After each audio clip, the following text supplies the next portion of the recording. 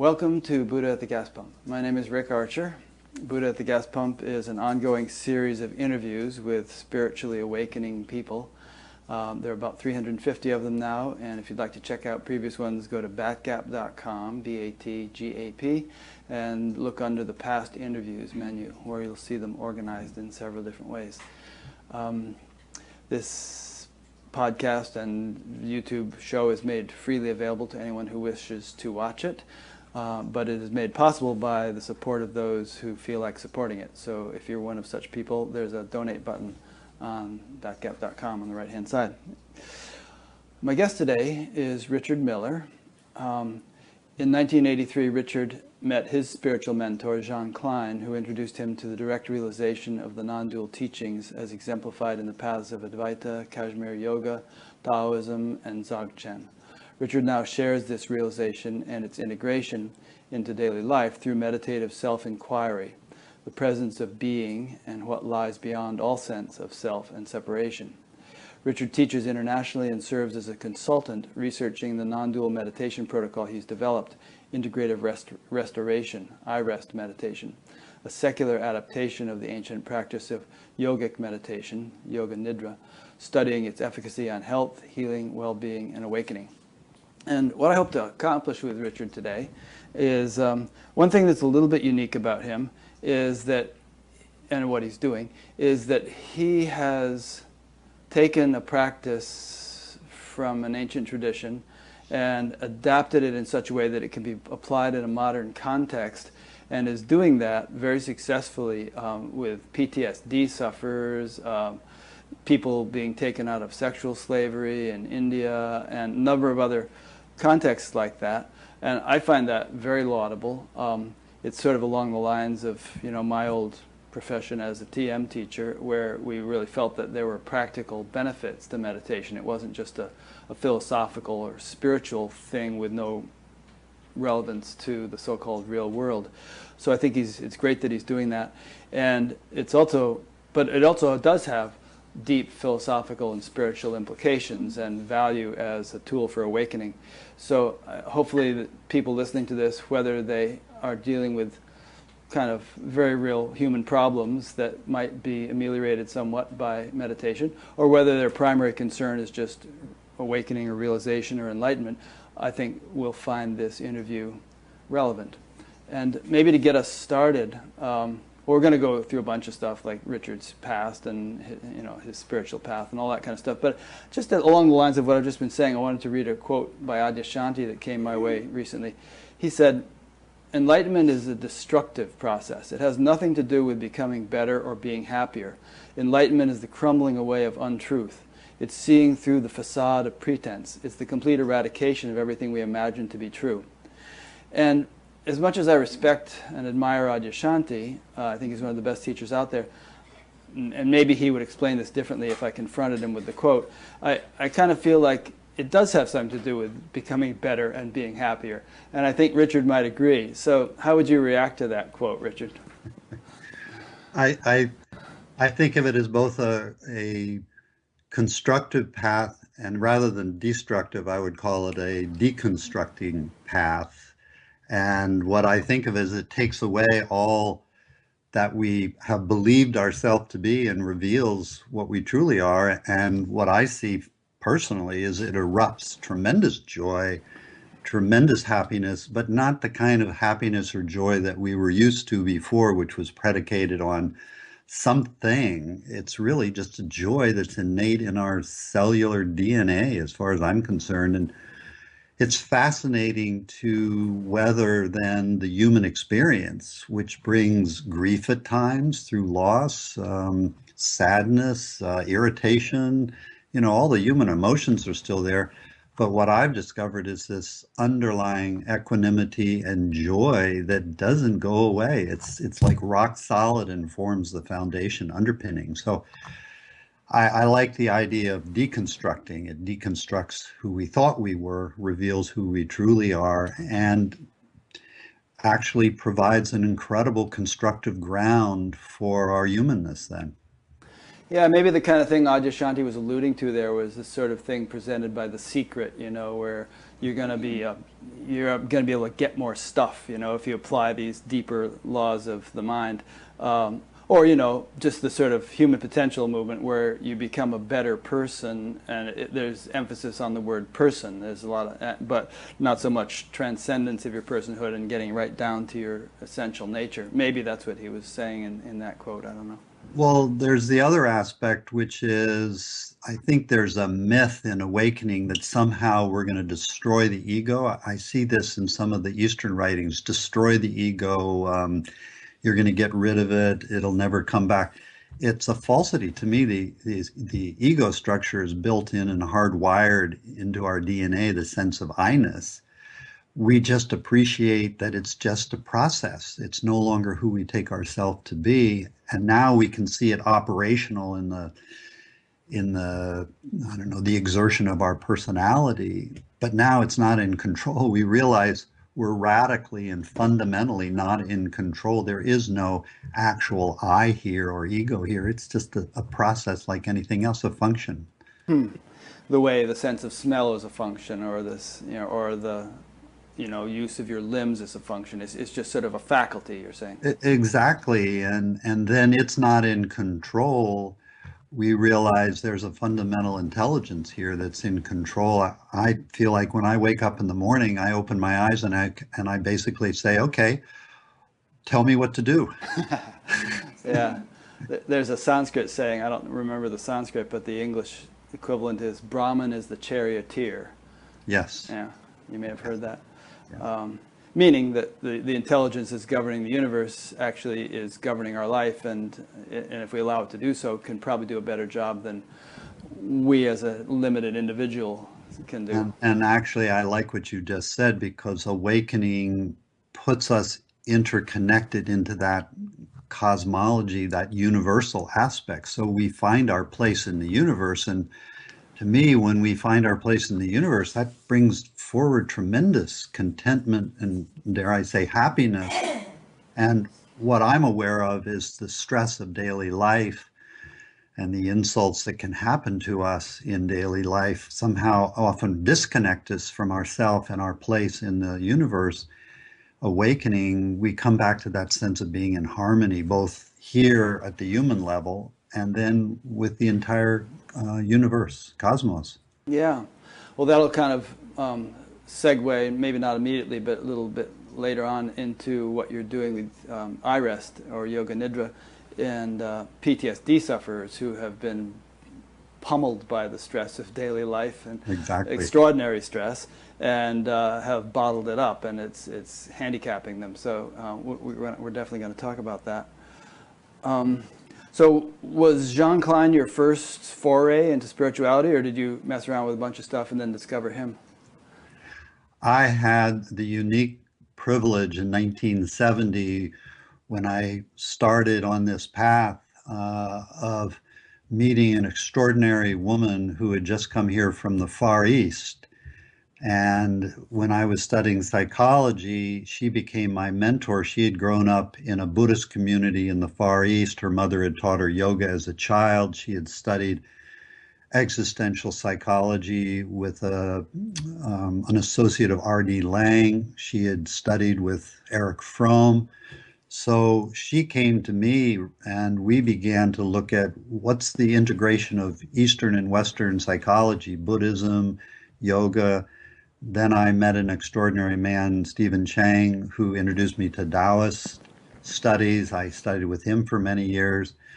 And then through many teachers in yoga, Advaita, I had in India and here in the United States. So when I came to Jean Klein, it was like coming home with all these gifts that I had received, and he helped me, I would say, integrate them all into one understanding. Did you move to France and learn French and actually study with him in that way, or was it more sort of a on again, off again? No, it was delightful because I met him here where I live in Marin County in the Bay Area, and then he subsequently got a home in Santa Barbara for 6 months a year. So I went to all of his retreats and trainings and workshops here in the States. But back then I was raising two kids. I wasn't into traveling to France, I wanted to basically be there in the morning and in the evening when my kids woke up and went to sleep, be a consistency of father. So I really did everything I could to be with Jean when he would be here in the States. Did you, did you happen to meet Suzanne Siegel when you were with Jean Klein? I did, and actually became a close friend. Loved Suzanne deeply. I had some very deep kind of awakening experiences with her. When I would sit with her, all sense of self would radically fall away. She was a delightful, unique human being. Yeah, and for those who don't know who we're talking about, Suzanne Siegel was this woman who wrote a book called Collision with the Infinite. And she had been, a TM teacher, had been on a lot of courses and stuff. And then she kind of drifted away from that. She was living in Paris, wasn't even meditating anymore. One day she was getting on a bus, and all of a sudden there was this radical shift and falling away of the sense of self, which utterly terrified her because she didn't know what it was. And this went on for about 10 years, where she was desperately seeking a sense of self and not finding one. And finally she had a meeting with Jean Klein, and was explaining the situation to him, and he said, stop looking for it, stop turning back. And he kind of gave her the idea, the realization that this was something good that had happened. So I bring it up because we had discussed a minute ago about losing the sense of self. And it's paradoxical because, in that state over 10 years, she raised a daughter and got a master's or a PhD or whatever, and was doing all kinds of stuff, functioning perfectly well. And yet in her case, there was a lot of fear and terror because she was struggling with it, didn't know what it was. I think this is something that's important because as my sense of self began to be seen through as just a process and not an actual entity, it gave rise in me for a period of time of a terror and a fear. I thought at one point I was losing my mind, and it was kind of like on a razor's edge, until one day I realized that the sense of being had been there from before and during and was still here. And that became my real source of who I would take myself to be, rather than this entity we call the ego or the self. And I see with my dialogues with Suzanne, that's what happened to her, that structure that is designed, I think, neurologically to create this sense of separation and selfhood with border and boundary. As that begins to give away, we don't have the kind of learning or teaching that shows us we're something more than that. And so it can be terrifying at first. Absolutely. I would like to mention that I recommend Suzanne's book all the time, but it's been out of print, and now it's coming back into print. Stephen Bodian is theoretically going to write a new foreword. I've been asked to write some words for it. So we look forward to that book being back into print, because I find it a very, very helpful read for many people. It's a fascinating story, and I'm really glad to hear that, because I know it was like a couple $100 for rare copies on Amazon and stuff. So that's great that it's coming back So into print. we can look for that, and next year probably New Harbinger will be bringing that out. Oh, excellent. She ended up dying of a brain tumor, unfortunately. Some people say, well, that's what all that unity experience and fear was about, something to do with this brain tumor, but I very much doubt that. Here's a question that Irene just passed me. She said, well, maybe it's not a question. If there was fear and terror, she was not done yet. Fear and terror go away with the dissolution of the individual ego. Would you agree with that? What I see with Suzanne is there was material in her unconscious that had yet to be processed. And what I see with myself, I see with the people I work with, call it awakening, call it enlightenment, call it whatever we want. That's the liberation and the kind of deconstruction of ourself of separation. We begin to really feel our connectedness everywhere. But it also liberates the content of the consciousness that's been stored in there. And that can erupt very radically or over a number of years. So my sense is, yeah, that started to erupt after a period of her, what she would call being in the summer of her awakening, where she felt that sense of peace after that first liberation of fear. But my take would be that as she then settled, that content that was stored in her unconscious was starting to press towards being conscious and starting to come up. And at first, it was very confusing because there had been such a long time of a stability. But why wouldn't, if we've spent decades repressing material into our unconscious, and all of a sudden the lid is taken off of that material, wouldn't we expect that over a period of time that would liberate? And I look at the life of the Buddha, and when I see what he struggled with even after his awakening, different pieces of his content of consciousness coming out for years and years and years. And he was able to face it and understand what it was. It didn't bother him, but it was still there being eliminated.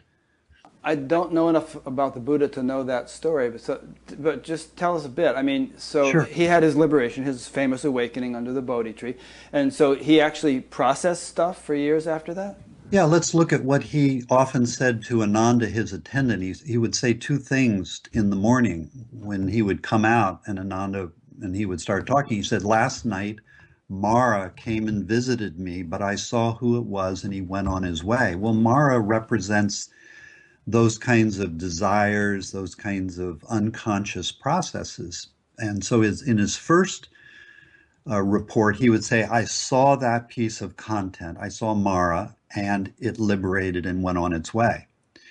The next piece, though, that I thought was more fascinating was he said, "Last night, Mara came and visited me, and we sat down and we had long conversation and many cups of tea," which to me meant there was a piece of content that was being liberated that he needed to sit with for a long time. And one of the things my understanding is he struggled with for a long time was the death of his mother at his birth, which lodged in his unconscious as a regret, as a guilt.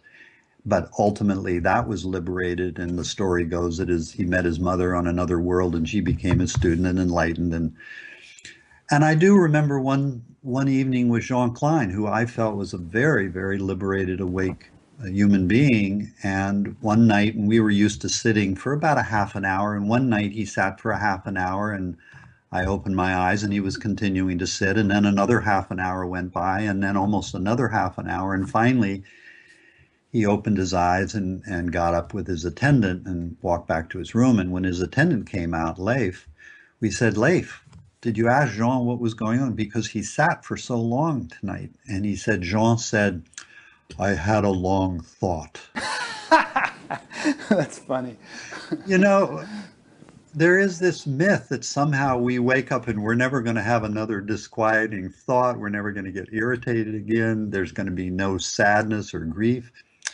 Krishna Menon, who was one of Jean's teachers and whose writings I've studied quite a bit, when his wife died, his wife was in the one room lying in state, and in the next room was his satsang room, and he would go in to be with his wife and crying and sobbing, and then he'd come into the satsang room and he'd be fully present and joyful, and his students started getting confused. And he finally said, "Look, I give to my wife what she deserves, and I give to you what you deserve." He said, "I don't have a conflict here." That's very interesting. You know, you were commenting on the Amma picture over my shoulder before we started the recording, and I've watched her for hours giving darshan to people. Yeah. And she's like the weather. I mean, one person comes up, well, the weather in Connecticut, the way Mark Twain described it, but you know, one person comes up and there may be tears running down her face, and the next second, you know, she might be laughing uproariously, and the next moment she might be sort of reprimanding one of her swamis or something like that. There's a sort of complete flexibility and spontaneity and sort of adaptability to the needs of the moment. It's cool. What I sense is, in my own experience, shame, blame, guilt, self-absorptive or self-negative thoughts, self-criticism, all that goes away. It doesn't mean certain thoughts don't arise, but there's a different relationship to them now. We're not trying to get rid of anything. We're not trying to fix or change ourselves. We're just allowing that aspect to arise, and there's nothing wrong with it. To me, if ultimately we take the stance that everything in a way comes out of one mysterious essence, the entire cosmos, then wouldn't everything be part of that cosmos? So to me, every thought, every emotion has its place. It's simply there to be met, greeted, be with, and then it has its own movement. Yeah. No problem.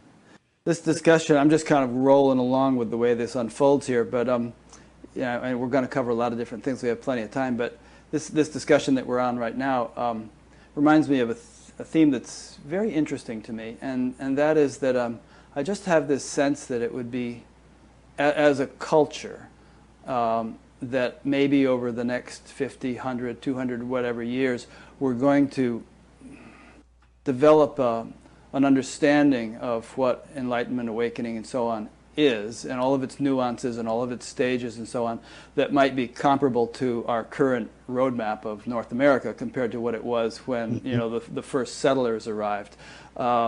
And I think this would be very useful for everybody because there's a lot of confusion. People say, "Oh, I had this awakening, I'm done," or "Oh, so and so is awakened, and yet, he's supposed to be enlightened, and yet he's doing this screwy stuff. He's an alcoholic, or he's abusing women, or something," and they become disillusioned or confused. So I think it would be really interesting. Maybe you and I could talk about it a little bit right now to really understand what the range of possibilities is. I can certainly share with you my view. Yeah, please. I think of it right now in 4 phases. I call the first phase waking in, where we're befriending our emotions, our thoughts, our body. We see all of these aspects as messengers that are basically part of our humanity.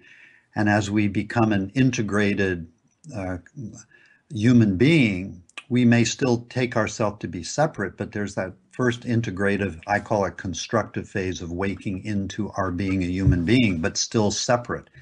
The second phase I see is waking up and waking out of this feeling of being separate and having this total realization of our non-separation and our harmony with the entire universe, where our sense of self dissolves and we see it as just a process, and we really come home to this deep understanding of our non-separation. I see a third phase, I call it waking down. Now we're coming back into our personality, our body, senses, and mind, where as before we felt ourselves separate, now we feel no separation. Now where I see it is our senses, our ego structure, personality, our mind, they're all designed to create a sense of separation, but now there's a new organ that was vestigial before. It's awake. It sees no separation. So even as I look at you, I see border, boundary, facial structures, and yet I feel an underlying tone that I'll call it being or mystery or whatever, that knows no separation. I see the fourth phase, I call it waking out. Now we're waking out into all of our relationships, our work with our children, our spouse, our job, being in the world with that really deep quality of non-separation. And ultimately, I see the ramification that with separation, the duality aspect, you and I can have differences of personality.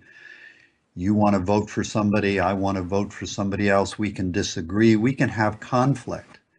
But with that awakening of no separation, there's the impossibility for us to do violence because I don't see you other than myself. And so that doesn't make sense then. So I love that notion. We can celebrate difference, and yet within that, there is no fundamental difference of non-separation. So I really do feel these 4 phases where we're integrating. And somebody asked me the other day, so what's the result of enlightenment? And I would say we become a wonderfully exquisite human being in the way we're designed. Yeah, that's nice. I think that's a nice model. I think it was Ken Wilber who also had the 3-part model of there's waking up, but there's also cleaning up and growing up. I like that. I'll bring that in. I like that.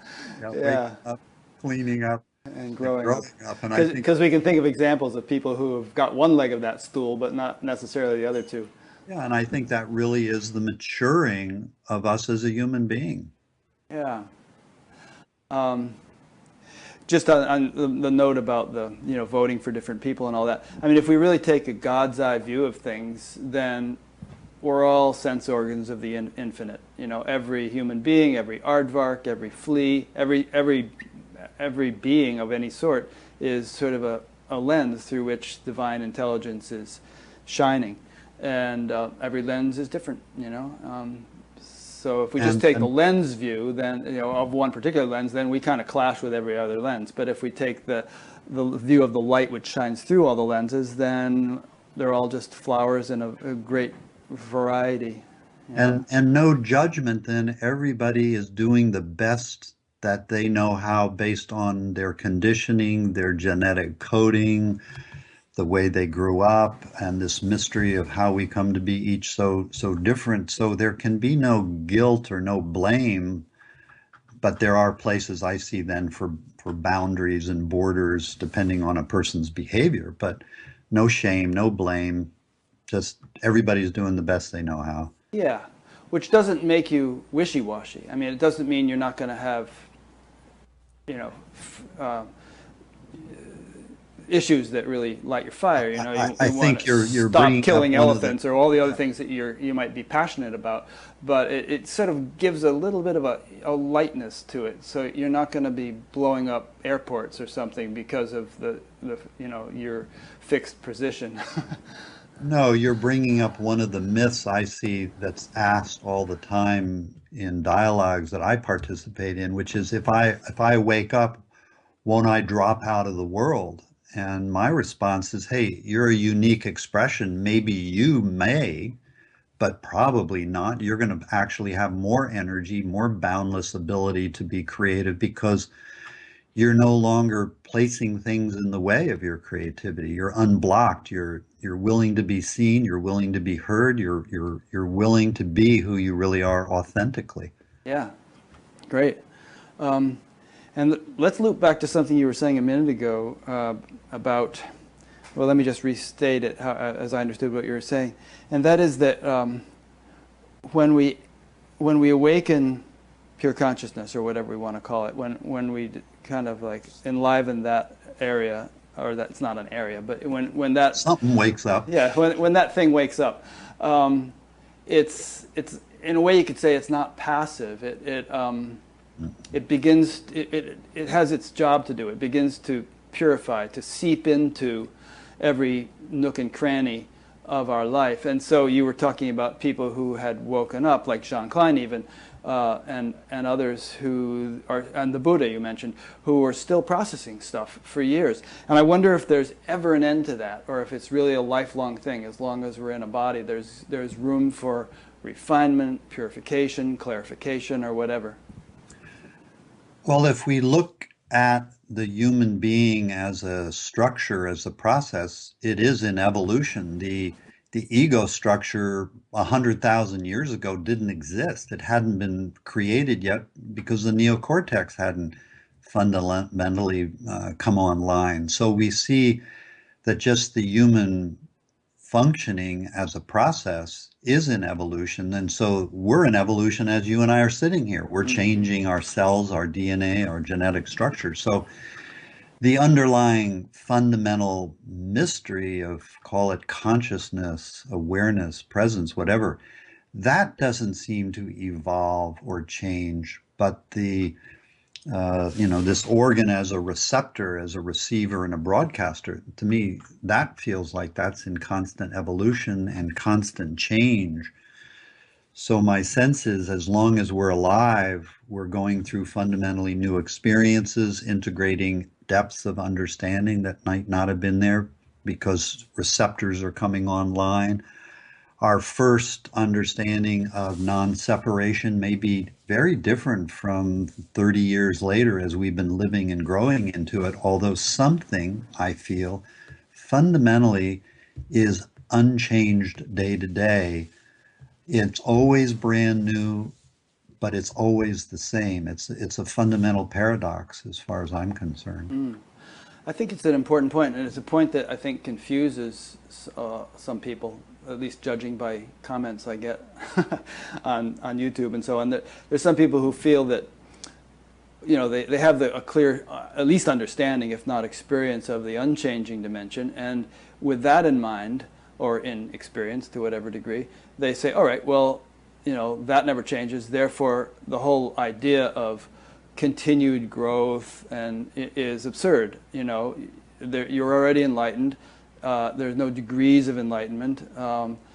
You know, there's really nothing you can do to facilitate enlightenment because you're already enlightened. I mean, they go around like that.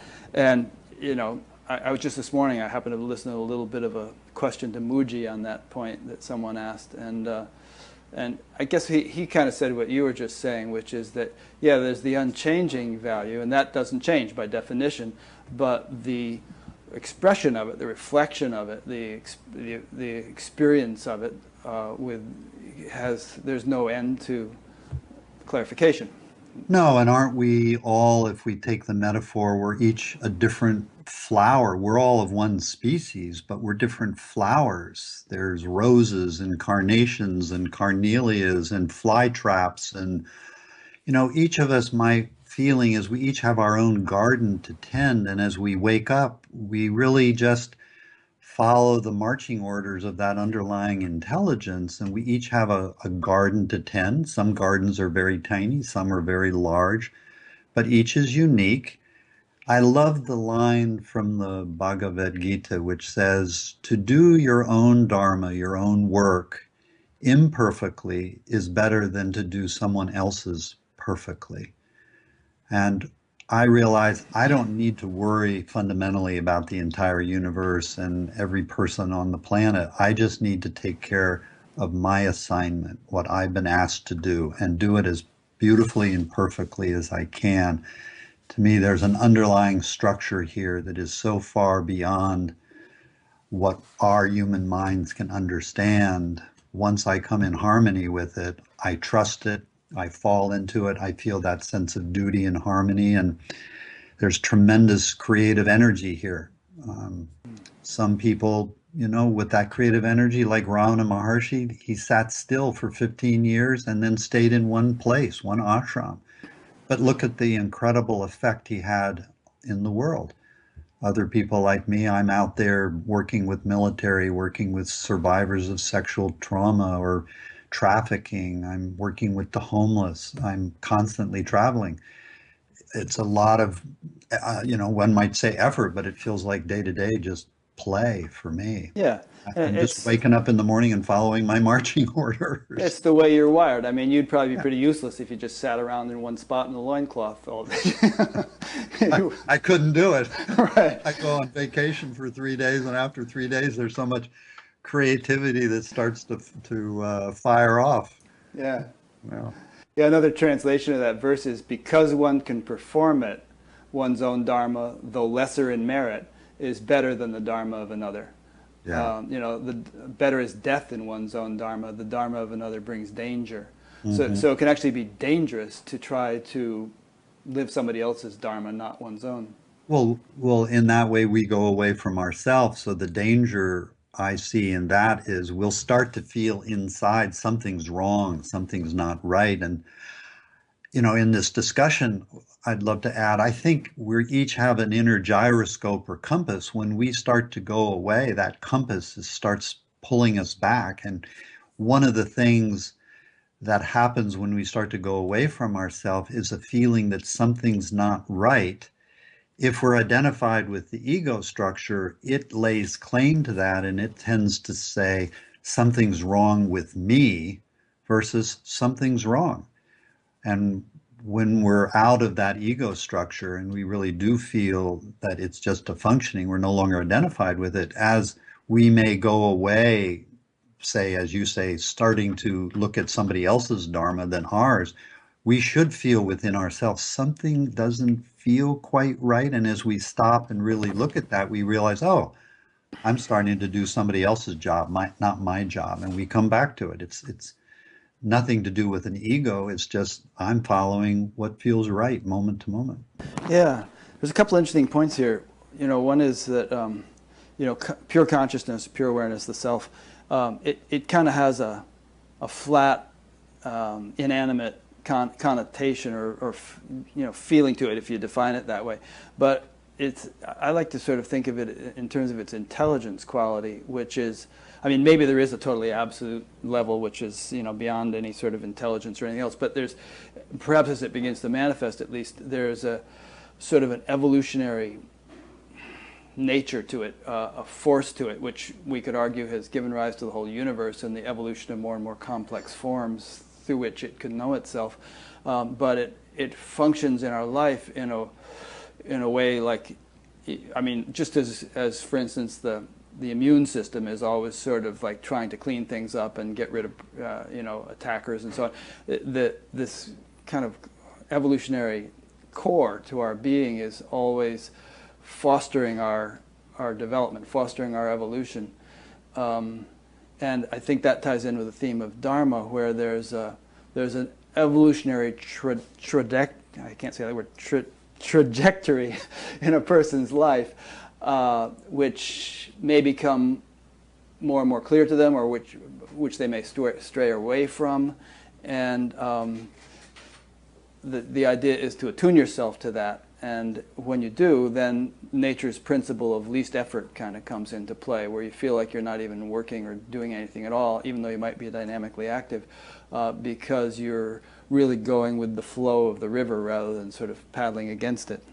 So wouldn't that, a bunch of metaphors there. yeah, so wouldn't that be that as we awaken, we really feel this something here that's a mystery, that's always the same, unchanging, and yet always fresh, always brand new, always alive. And then the body, which is based in conditioning, slowly, we might say, purifies, and that conditioning, as it clears away, we're able to see our Dharma more and more clearly day to day.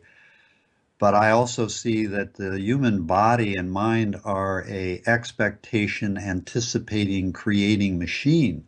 So even as we clear away conditioning, new thoughts, new expectations are being laid in, just as a functioning of the human being, which later on are going to be encountered and cleared away. So I see conditioning is an endless process. Buddha, said, desires are inexhaustible, conditioning is inexhaustible. I vow to bring an end to them. I vow to bring an end to conditioning.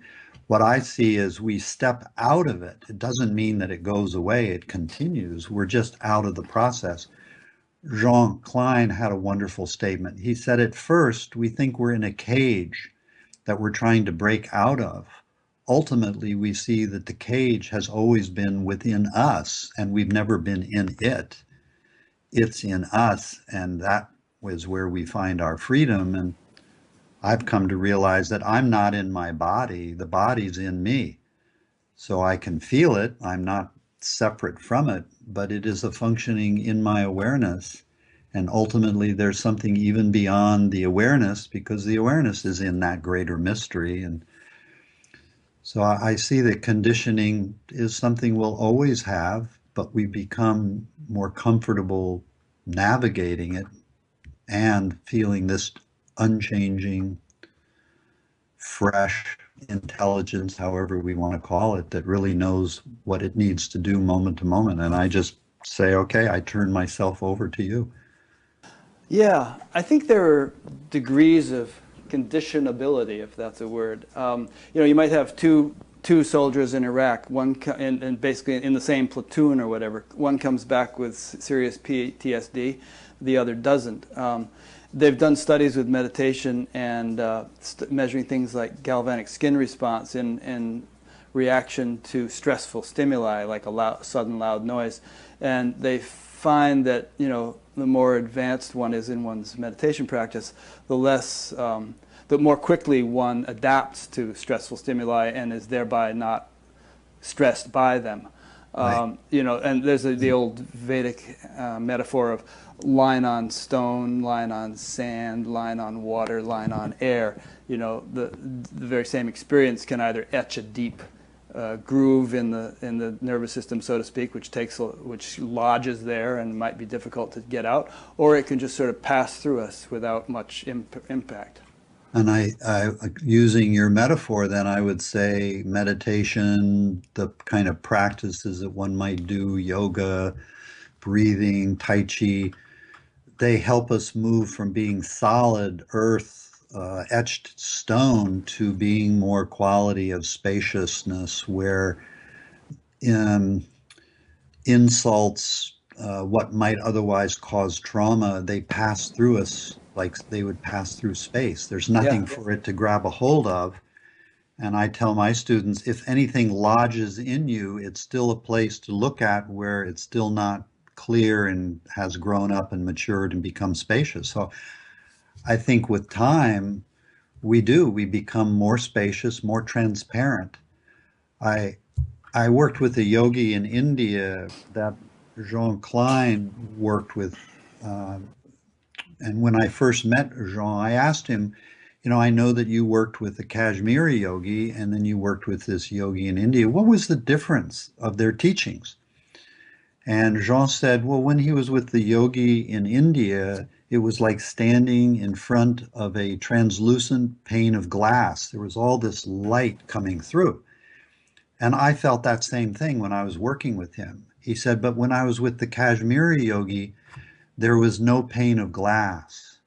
It was just light and transparency. And that's what I felt often with Jean. There was just a transparency there, no opacity.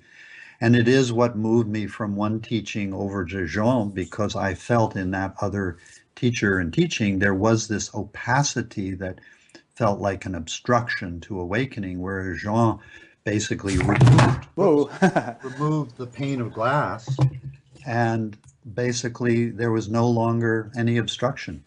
Yeah, that's nice. That's nice.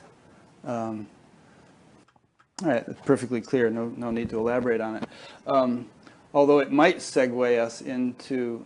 It was a good metaphor. I just knocked over my flowers, so the obstruction went away. You want to pick them up again? Nope, I got them. They're fine. Okay, good. Okay, so I'm just kind of, again, just really going with the flow here. I have all kinds of notes, but I'm just asking you questions as the impulse arises, and it's going nicely. So let's talk a little bit now about the people you work with Yoga Nidra, and in the process we'll have to define Yoga Nidra.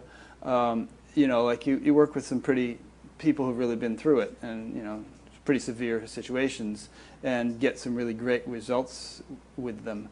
So let's talk about that and what Yoga Nidra is and how it can have the effect it does. Mm-hmm. Well, Yoga Nidra, yoga, if I take the term, I relate to it as to feel our embodied, somatic, felt sense of interconnectedness with ourself and the entire cosmos. So yoga represents that one where we're awake and we really do feel our connectedness with self and the world. And in a word, union. Yeah, in a word, union. Yeah. Nidra, while it means sleep, it actually means a changing state of consciousness. So Yoga Nidra means to feel that interconnected sense no matter what state of consciousness might be present. So the mind may be happy, sad, irritated, upset, experiencing trauma, and yet there's some underlying essence here that still feels whole and healthy. So the process is an integration of the ancient teachings that come out of the yoga from Sankhya, Patanjali, Advaita, and the Kashmir non-dualism. And it's an integration. There's a wonderful map I utilize actually from the Shiva Sutras, from the Kashmir tradition of non-dualism, that basically helps us awaken through our body, our senses, our emotions, our thoughts, and into joy, well-being, and then ultimately into this non-dual understanding. The process itself I've come to understand is just mapping us as human beings in our evolution, and that as we befriend ourselves, we're no longer thinking that there's something wrong here that needs to be changed or fixed. As we really welcome our humanity, there's a natural evolution that's very gradual of wakening up into non-separation, because my own feeling is we all are born in non-separation. The ego comes online around 18 months. Its process develops and solidifies this sense of separation, which we identify with. Ultimately, we're learning how to feel that functioning of the body, mind, senses that creates separation with this underlying essence of no separation. And that's what the process of Yoga Nidra does. It helps us awaken into that non-separation, but at the same time, integrate, as you say, clean up and grow up, so that we're a fully functioning human being on all 12 cylinders. The beauty that I found as I worked with it, both with my own life and then because I'm a psychologist with my clients, and then going out into the world with people experiencing PTSD and depression and schizophrenia or other illnesses, was the process helped them realize this unchanging aspect to themselves. And then from that ground, they were much more able to navigate the trauma or the difficulties. It's, to me, it's summed up in what one veteran from Miami said, who was in one of our studies. He said, in every intervention that I had ever been given for my post-traumatic stress, they always started with what was wrong with me, what needed to be fixed and changed. With you and Yoga Nidra, you're showing me right from the beginning what's right about me, and what is about me that's always been whole doesn't need to be fixed or changed. Now that I know what's whole, I'm willing to face my worst nightmare. But when I only thought there was something with me and wrong with me, I didn't want to face it at all. So I think the teachings of Yoga Nidra offer some very simple ways right at the beginning to introduce a person to something about ourselves that's unchanging, has never been hurt, can't be harmed, is always complete and perfect, and now to ground into that, and now to face, okay, now there are these emotions that may be needing to be worked with, or the trauma that needs to be dealt with, but now it's a much simpler process. And people in homeless shelters, I was recently at a VA center teaching this to some vets who were on the ward because they were so damaged with their PTSD. I introduced them to these simple principles at first through some meditations, and then ultimately I get the same report, whether I'm in a homeless shelter or in a VA center. They say, I feel like I just came home. And I think that's what meditation, what these teachings and Yoga Nidra specifically does. It helps us come home to the home we've never left. We just got identified with other movements and thought we left home, but here's the home we never left. And here's where the equanimity, the peace is. Interesting. And in Christianity, as I understand it, one of the core teachings is that, at your core, in your essence, you're a sinner. There's something broken, there's something wrong with you. And what you're saying here is that at your core, in your essence, you're whole, you're pure, you're perfect, and discover that. But take the word sin, and if you go back to its etymology, it means to miss the mark. Right. So at our heart as a human being, we've become sinners. We've missed the mark. We've gone away from our authentic beingness. Yeah. So the teachings of Christianity, we might say, are designed to bring us back to that home we never left. So now we're hitting the target in the center dead on. We're not missing the mark. We're no longer sinners. Yeah. And Christ did supposedly say the kingdom of heaven is within you, so. Yeah. So what are the mechanics of it, actually? I listened to, you say it's thousands of years old and it's been taught, in ancient traditions, and I listened to a little bit of a recording of a session at the end of your interview on Skeptiko.com, and it was, some music playing, some chords, a nice, mellifluous tones, and then you were talking. It was sort of like a guided meditation. But I mean, that is probably not representative of the whole body of what Yoga Nidra actually is. No.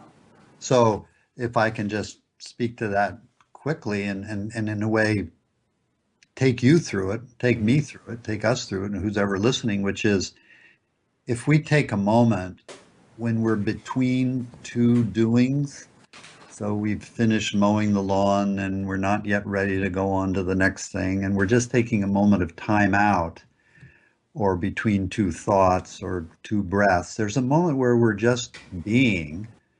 And we all, as human beings, know this. It's innate to us, just a sense of being, where we're no longer caught up in some thought or some doing. And we just fall back into being. There are 5 simple inquiries that I like to take people through first to help them come home. And the 5 questions are very simple. When you're just being, if you take your stance as being, where do you feel being is located? And people will often say, well, I shift from being up in my head to me being more down in my heart when I'm just being. And then there's this kind of quality of the boundaries melt away, and I feel like I'm everywhere and nowhere specific. And so then I have people just feel that sense of being spacious, open.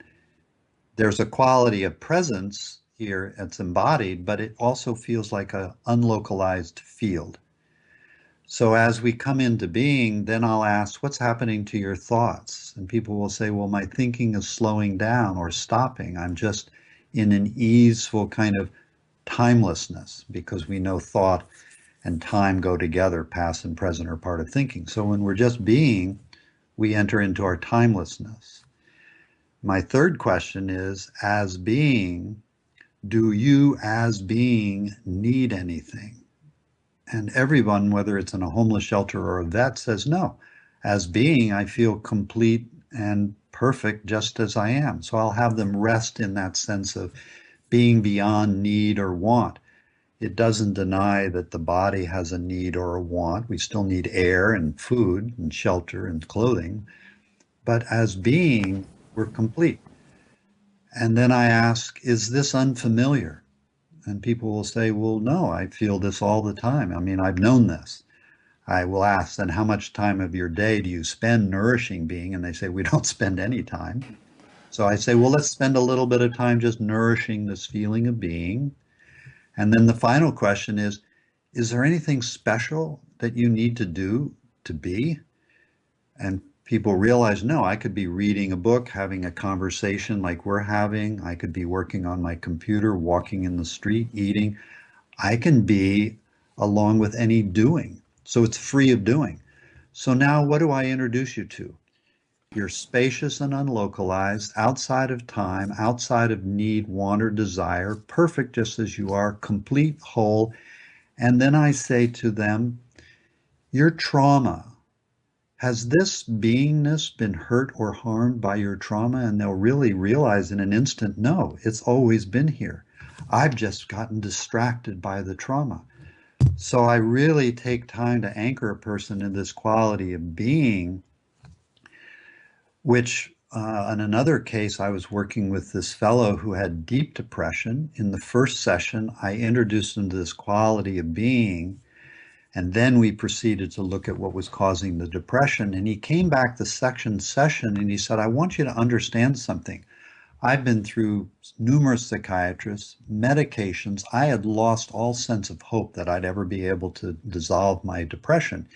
When I left your office, this sense of being and wholeness lasted for a number of hours and it slowly went away, but it gave me the hope for the first time in years that I can find my way through this depression, because I realize there's something about me that's free of the depression. I just have to remember it. And that's the way we began. Every time he came to my office, we began by just starting in that quality of being, nourishing it, and then slowly examining what was undermining his depression. And over a period of time, he was able to release all the underlying structures that were underlying his depression. and that being just grew more and more and more, and he's a happy camper now. No depression, full of being, and now back in life, leading a healthy, healthy, active life. That's great. So, presumably, when you're working with somebody, you don't ask these questions as quickly as you just. No, I go very slowly because I want it to be Yeah. a somatic, embodied, heartfelt Right. experience. Absolutely. And they're sitting there with their eyes closed, perhaps, in order to really tune in as you point these things out to them. Right.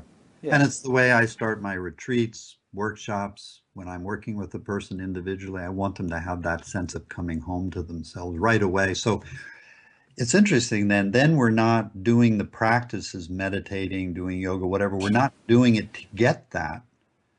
We're doing them out of that. So right from the beginning, I'm trying to show people this changeless aspect of equanimity that they don't have to get. It's already here, but we forget it.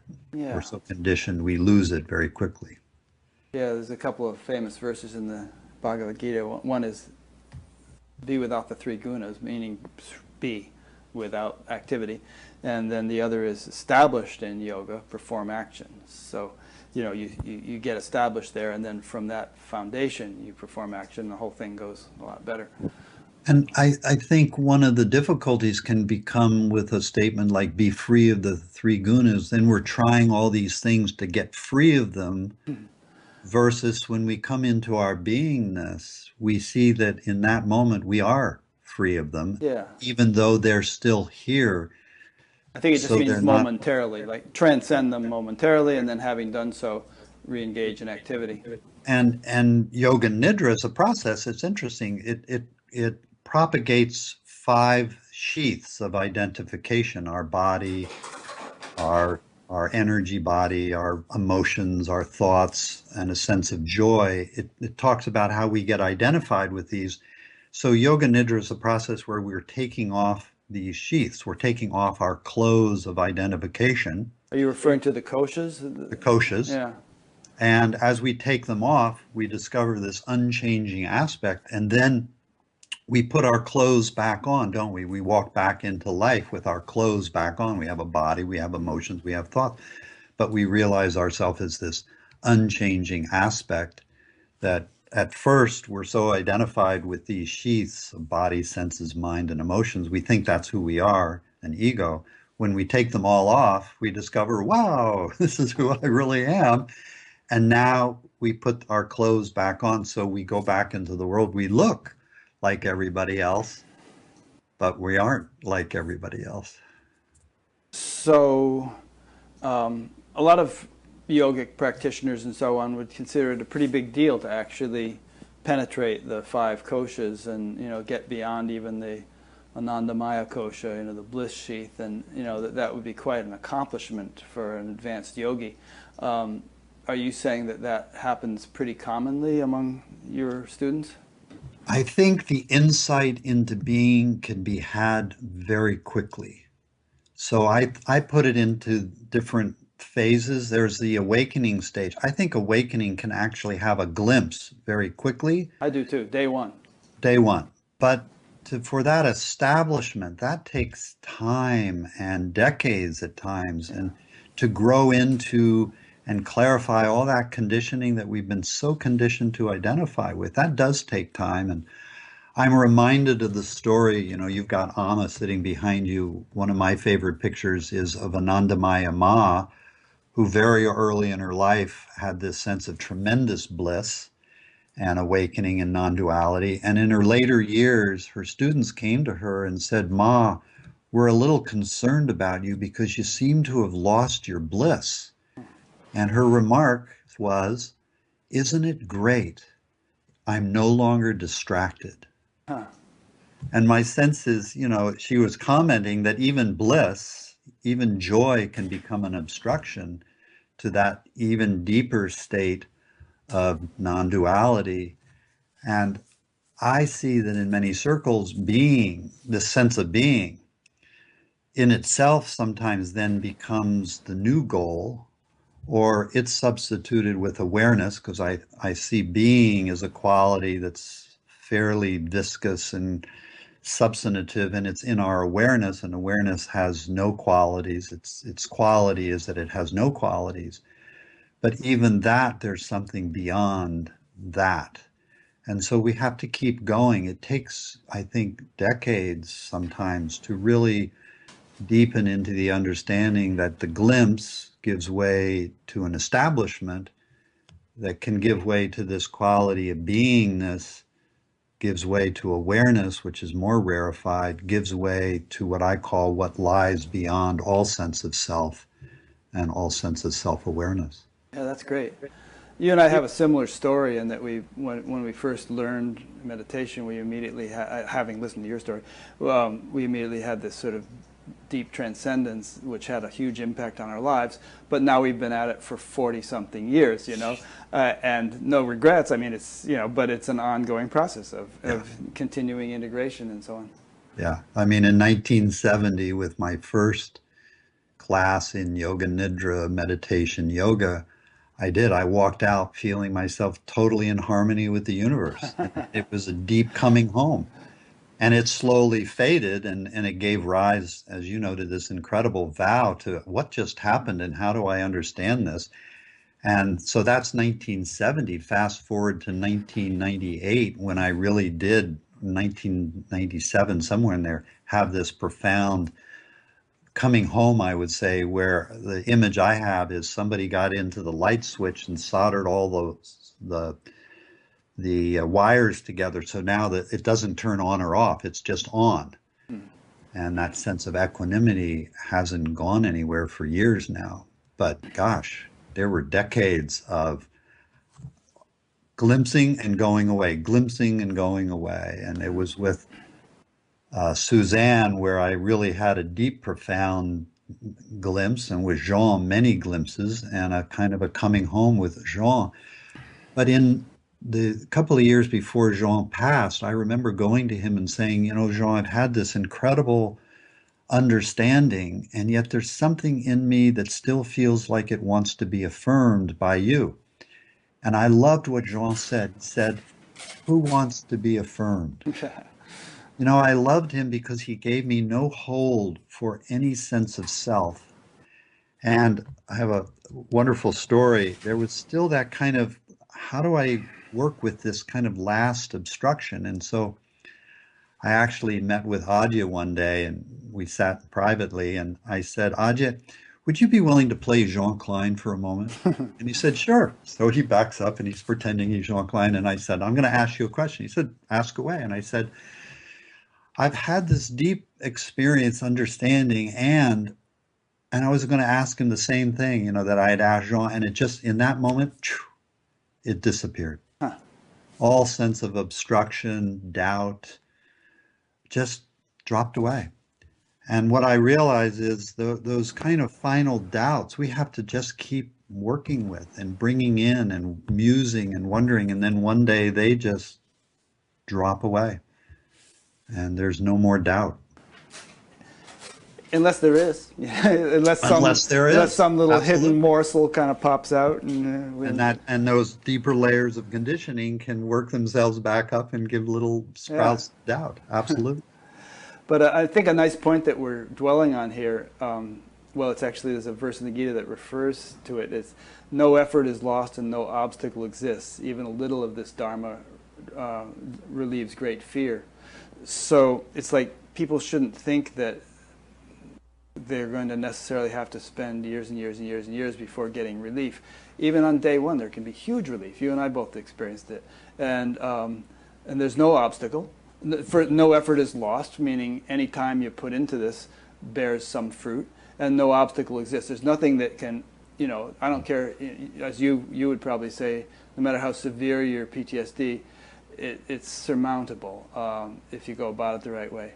And I think this is why when the military originally came to me in 2004 and they asked me to do this study with wounded warriors with PTSD coming back from Iraq and Afghanistan, and they saw within 18 sessions, that's how many sessions they had over a period of 3 or 4 weeks, that many of them who had started on this, the baseline of military PTSD is a score of 40 on their test, and the highest you can go is 80. At the beginning of our study, every soldier we worked with, every service member was up around 79, almost 80, right at the top. At the end of the study, they were all below the baseline of 40, except for one who was hovering right at 40. And so they saw very quickly we could get tremendous relief from symptoms that these guys had been experiencing, some for years. And now we've worked with Vietnam vets, Korean War vets, and some World War II vets.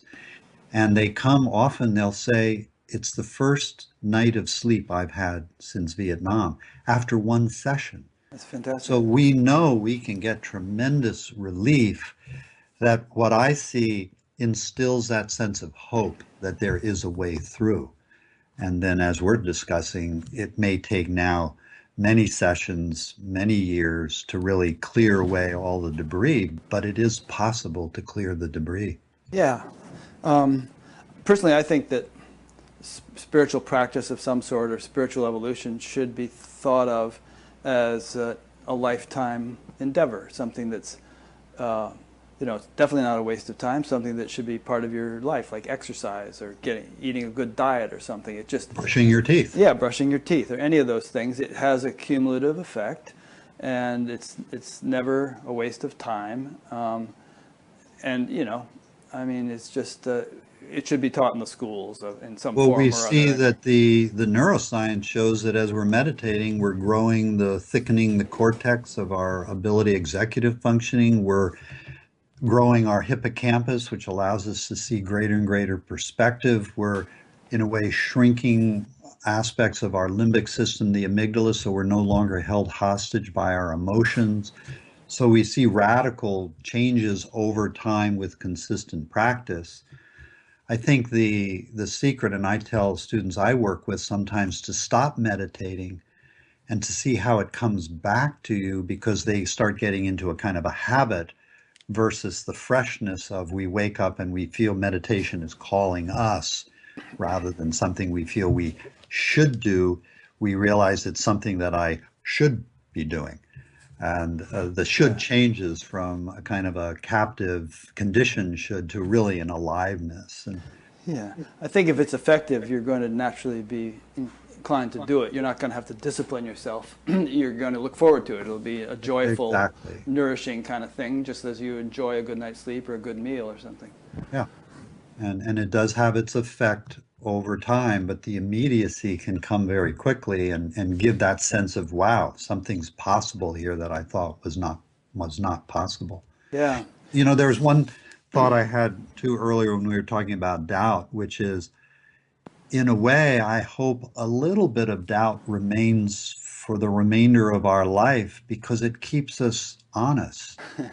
It keeps us wondering, is there something else here that I'm not seeing? And I feel that in myself. There's always that wonderment. What else might be here that my conditioning may still be preventing me from seeing? Even though I feel this changelessness and this freshness, I still have that curiosity. I wonder what else might be here that I'm not yet understanding or seeing. Yeah. I've heard both Amma and Adya say something along those lines, like that we should always have the attitude of a beginner. Maybe that's what they mean by beginner's mind in Zen, but just that if you compare yourself with the greatest sages who ever walked the earth, then hey, maybe you have something to learn. Don't rest on your laurels.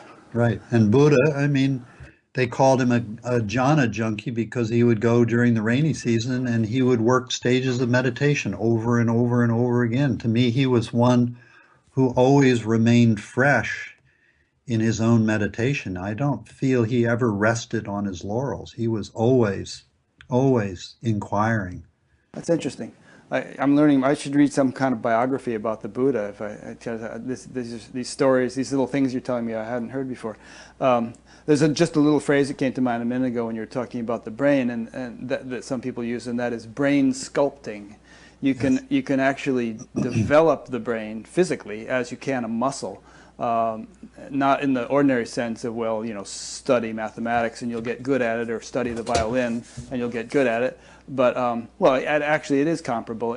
But in this case, we're talking about not studying, because that's an intellectual thing, but immersing yourself in being on a regular basis, and in doing that, and then engaging activity, being activity, being, doing. Sounds like Frank Sinatra, doobie, doobie, doo.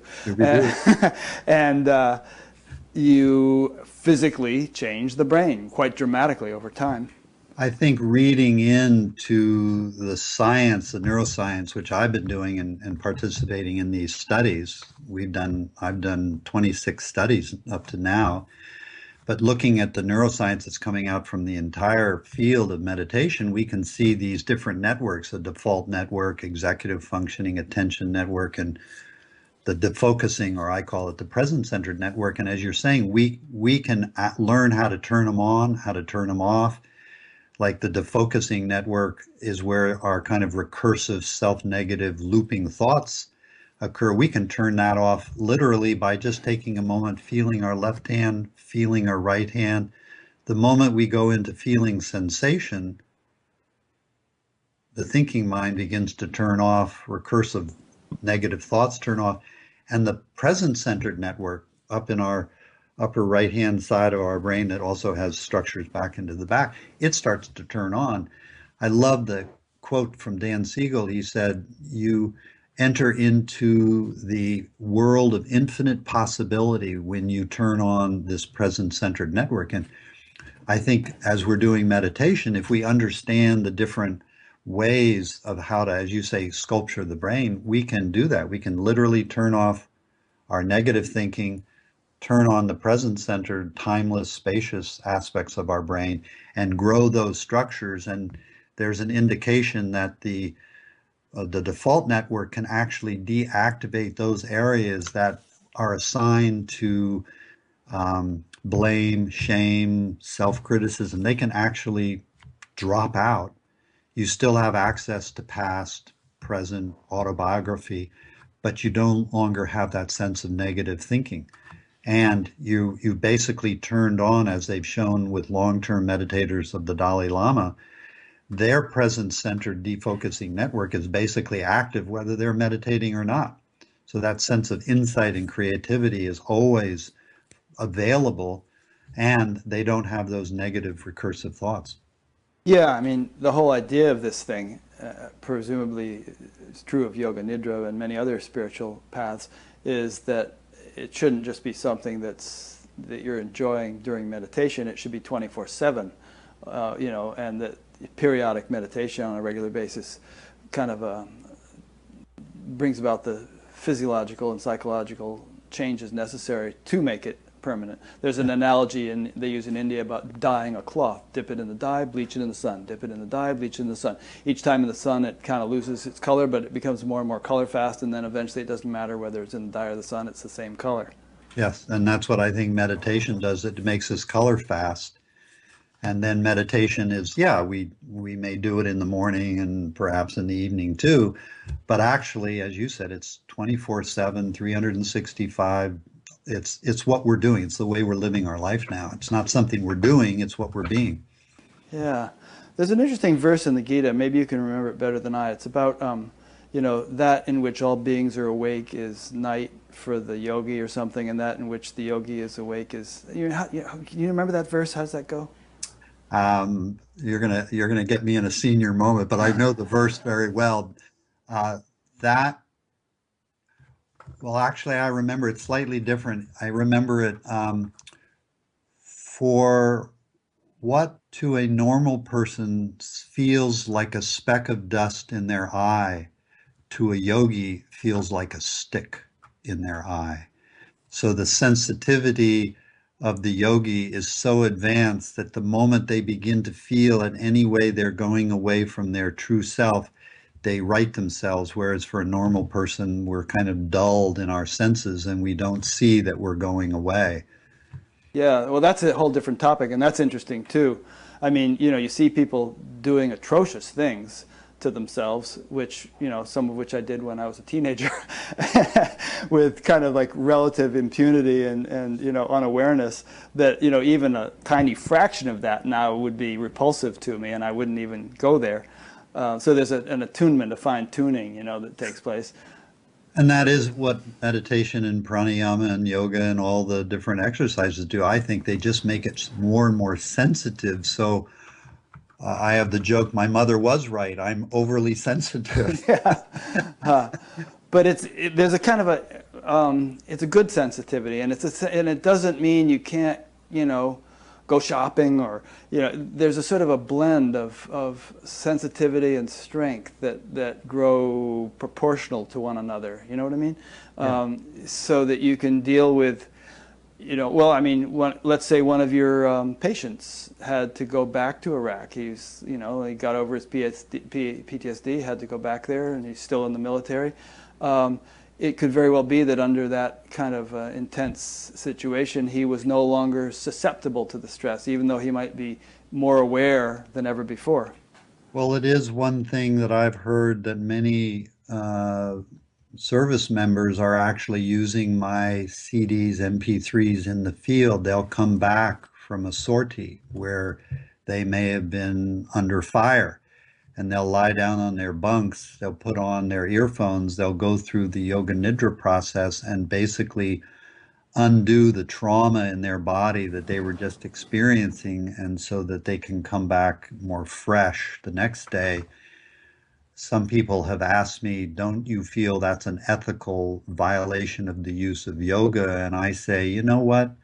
I'm just trying to help people really be present to whatever it is they're experiencing, whether it's in the field under fire, or whether it's in the field of daily life and the stresses of your phone ringing all the time. It's not for me to say who's better or worse for the practices. Everybody should have them available to them. Yeah, hey, and you and I have been quoting the Gita here. The Gita is set on a battlefield, and it was an instruction to the main warrior in that battle to get into the battle, but do so in a state of equanimity. So, you might still say that was wrong if you don't believe in war under any circumstances, but... Well, it's interesting. I love Paramahansa Yogananda's interpretation of the Bhagavad Gita, because every aunt and uncle and cousin and brother and sister has a particular Sanskrit name, and he translates each one from its Sanskrit into English as a psychological state. Interesting. So really the battlefield of the Gita is our psychological states, and on one line we might say are our healthy states of mind, on the other are our unhealthy, and we realize ultimately that every one of them is our aunt, uncle, brother, sister. We're not there to necessarily destroy them, but to overcome them in the way we transcend them. They may arise still, but we're no longer caught in them. That's interesting. The reason I tried to remember, I have that Yogananda Gita right behind me there, right behind Ama's picture. I haven't gotten around to reading it. But the reason I tried to bring up that Gita verse, which I couldn't remember, was that I quoted something from you here about the sleep of the yogi, that the normal person is asleep to their true nature through all states of consciousness, waking, dreaming, and deep sleep, while the yogi is one who is awake to and knows his or her true nature across all states, even sleep. And I think you meant that literally. That's how I understand it, because I have a file on my computer which I could send you, which contains dozens of quotes from different sages about remaining perfectly aware during the deepest sleep. Not aware in the waking state. Waking state is gone. You're in sleep, but pure awareness. Well, it's interesting. What I find, especially when I'm on retreat, but there are days like the last 2 nights, I've basically been awake all night long, watching my body sleep. Then there are times where even that subtle self-awareness disappears, and there's nobody watching, there's nobody aware. There's just an abidance in that, what we might call pure consciousness. I see self-awareness comes and goes. It's discontinuous, and sometimes there's awareness of and sometimes not. Yoga nidra and meditation over a long period of time awakens this in us that in a way never sleeps. So what I see very practically is the body goes to sleep in us and wakes up in us, once we break that identification with the body, now there's the possibility at a very practical level where the body goes to sleep and that which doesn't go to sleep is still there awake. And at times self-awareness appears in it. So we're aware, self-aware that we're awake and the body's asleep. And at other times that self-awareness dissolves. The mistake I see a lot of people make in meditation is when self-awareness momentarily dissolves and then comes back, they say to themselves, oh, I just fell asleep.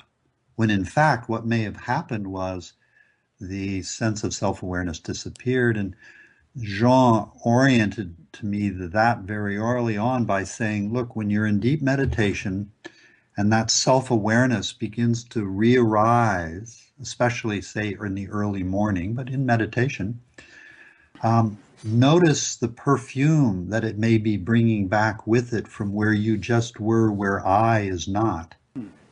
And I think when we're properly oriented in meditation, we can begin to feel that sense of perfume that's coming back with the sense of awakening of self-awareness from where we live, where we go beyond all sense of separation, all sense of self, and all sense of self-awareness. And I like the image, when we're traveling behind a car or a truck, there's a wind that it's bringing with it. And when we come back from deep absorption, whether it's in deep sleep or deep meditation, we bring that back with us. It's, I think, why people crave deep sleep so much. They go back home, but they don't understand where they really went. And meditation reveals that unchanging quality that we go back to constantly all day long. Yeah, I think Ramana and Shankara and others have said that the reason we enjoy sleep so much is that there is this immersion into the self once again, without anything occluding it, except when the self isn't really awake to itself fully, it becomes a sort of a stupor where we're not aware of the experience. Although I think there's something you're saying here where if we're kind of lying there asleep and we realize, oh, I'm asleep, there's some stirring of waking state or something that's there, and then when you have those periods where there's not any recognition of I'm asleep, and yet pure awareness is awake to itself. That's kind of just the pure awareness without any ripples, without any. And I'll change your wording just slightly, which is if we look at the word state. So when we go into sleep, there's the hypnagogic state, stage 1, delta, theta, and REM. So we have these different states. And in Yoga Nidra, we put someone on an EEG. What we are going to see is they're in the delta state, but there's this other that's not a state that's able to comment that they're awake. And so we can see that the states are changing, theta, delta, REM, stage 1, hypnagogia of sleep, and waking state is another state. Those are constantly changing. Self-awareness to me is a state. It comes and it goes. There's something else here that's not a state. And I think of being as a state. Awareness, when it's self-awareness, is a state. Theta, delta, waking, they're all states, but there's something else here that's not a state. And if being is a state, then what is this something else that is not a state? I call it the mystery. Because the moment we start to describe it, we try to objectify it, and there's something here that we can sense that's always here, and how self-awareness appears in it, and there's some other mystery here. Yeah. Well, I don't know. So when you get right down to these subtle levels, then there could be fine nuances in the terminology among various words. But I usually think of being as being equivalent with the self, capital S, which is always referred to as indestructible, non-changing. There's a lot of verses in the Gita about that. It's never born, never dies, can't be wedded, can't be cleaved, and so on, which would imply that it's not subject to the vagaries of the physiological change. It's it's beyond the physiology. The physiology can reflect it, like a mirror can reflect the sunlight, but breaking the mirror doesn't break the sun. It's just sort of has its own indestructible nature. Yeah, the main thing I think you're getting at and we're pointing at is there's something here that is indestructible. We can call it by different names. For me, ultimately, we need to let go of all conceptual thought about it and just let ourselves slowly sink into absorption, not in it, but as it, and really see how, as you were saying before, we become color fast with it. It permeates our daily life and all of our interactions. So now it's not something I'm remembering. It's constantly remembering itself to itself all day long, and it brings with it these qualities over time of a deep, rich equanimity, a deep sense of peace, a deep sense of well-being or joy. And then I see these other capacities that start to erupt just on their own: kindness, compassion, just a tremendous deep quality of love for just love itself. But then we see everything in a way made out of that same substance. So we're falling in love in a way over and over again with everybody and everything we meet. Great. The couple great points you just made that I want to springboard off of. One is that it's not sort of an act that one has to perform throughout the day in order to retain it. It's like if you take a shower in the morning, you don't stay more clean by remembering your shower. I took a great shower, and then you just kind of forget it, but you're more clean having taken one. And I think that this being, as we're calling it, whatever, has to become so established, so integrated in that you never have to think about it. It's as natural as breathing, the living of it. So that's point number one. You want to comment on that before I go on to the next one? So take the example of reading a book. When we read a book, we become so absorbed in the book and the story. If it's a good book, we forget ourselves, we forget our surroundings. We may even forget the sense of being. The moment we break that absorption, we close the book, that feeling of being floods back in. So it becomes so natural, it's continually flooding back in. But there are periods where we may forget it because we're totally absorbed, or the sense of self-awareness, self-consciousness drops away. But the moment enough self-awareness starts to come back, that feeling of being, which has impregnated itself so deeply now, just reaffirms itself. And so even as we've been talking, it keeps breaking in, or I'm reading a book or watching a good movie, all of a sudden it'll break in, and I just feel that deep equanimity reaffirm itself. Yeah. And it's there, even if you're not thinking about it or noticing it, it's there. It's like, imagine it were a tone, and the tone is continuous. After a while, you wouldn't pay any attention to the tone, but anytime you wanted to check, oh yeah, there it is, the tone. Yeah. Yeah. And there's a moment where we kind of remember the tone, but what I'm realizing is even that remembering is the tone remembering itself. Yeah. It just keeps asserting itself over and over. Second point I wanted to make kind of alludes back to that Adyashanti quote I read in the beginning, which, I've had discussions, debates with people about whether enlightenment makes you a better person. And some people argue that, because you were just talking about more loving, more kind, more whatever, nice qualities. Some people argue that it really has nothing to do with behavior, that, you can be a total SOB and be enlightened. I think both are true. Yeah. I think there's something here that's unchanging. It's like the space in the room we walk into. The space doesn't care whether we're there or we're not, and it doesn't try to keep us out of it, and it doesn't try to hold on us when we move out of it.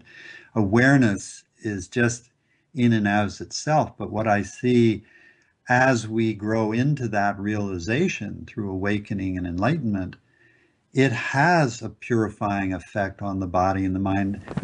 The body and the mind, let's not say I become a better person, the body and the mind become more of a better vehicle. Yeah. So there is a sense of a construction that arises that is a healthier, more resilient.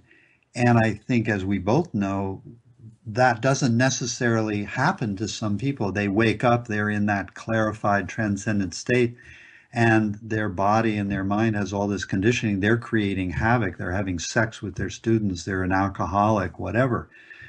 So we can see that waking up doesn't necessarily lead to the clarification of the body and the mind, but it's wonderful when it does because we as human beings then become kinder and more compassionate, loving. The traits of alcoholism and abuse, all those fade away because we realize fundamentally they create havoc, they create distraction. It's no longer interesting. Maybe, maybe, well, I'm just asking the question here. I don't know, but maybe one's intention has something to do with it.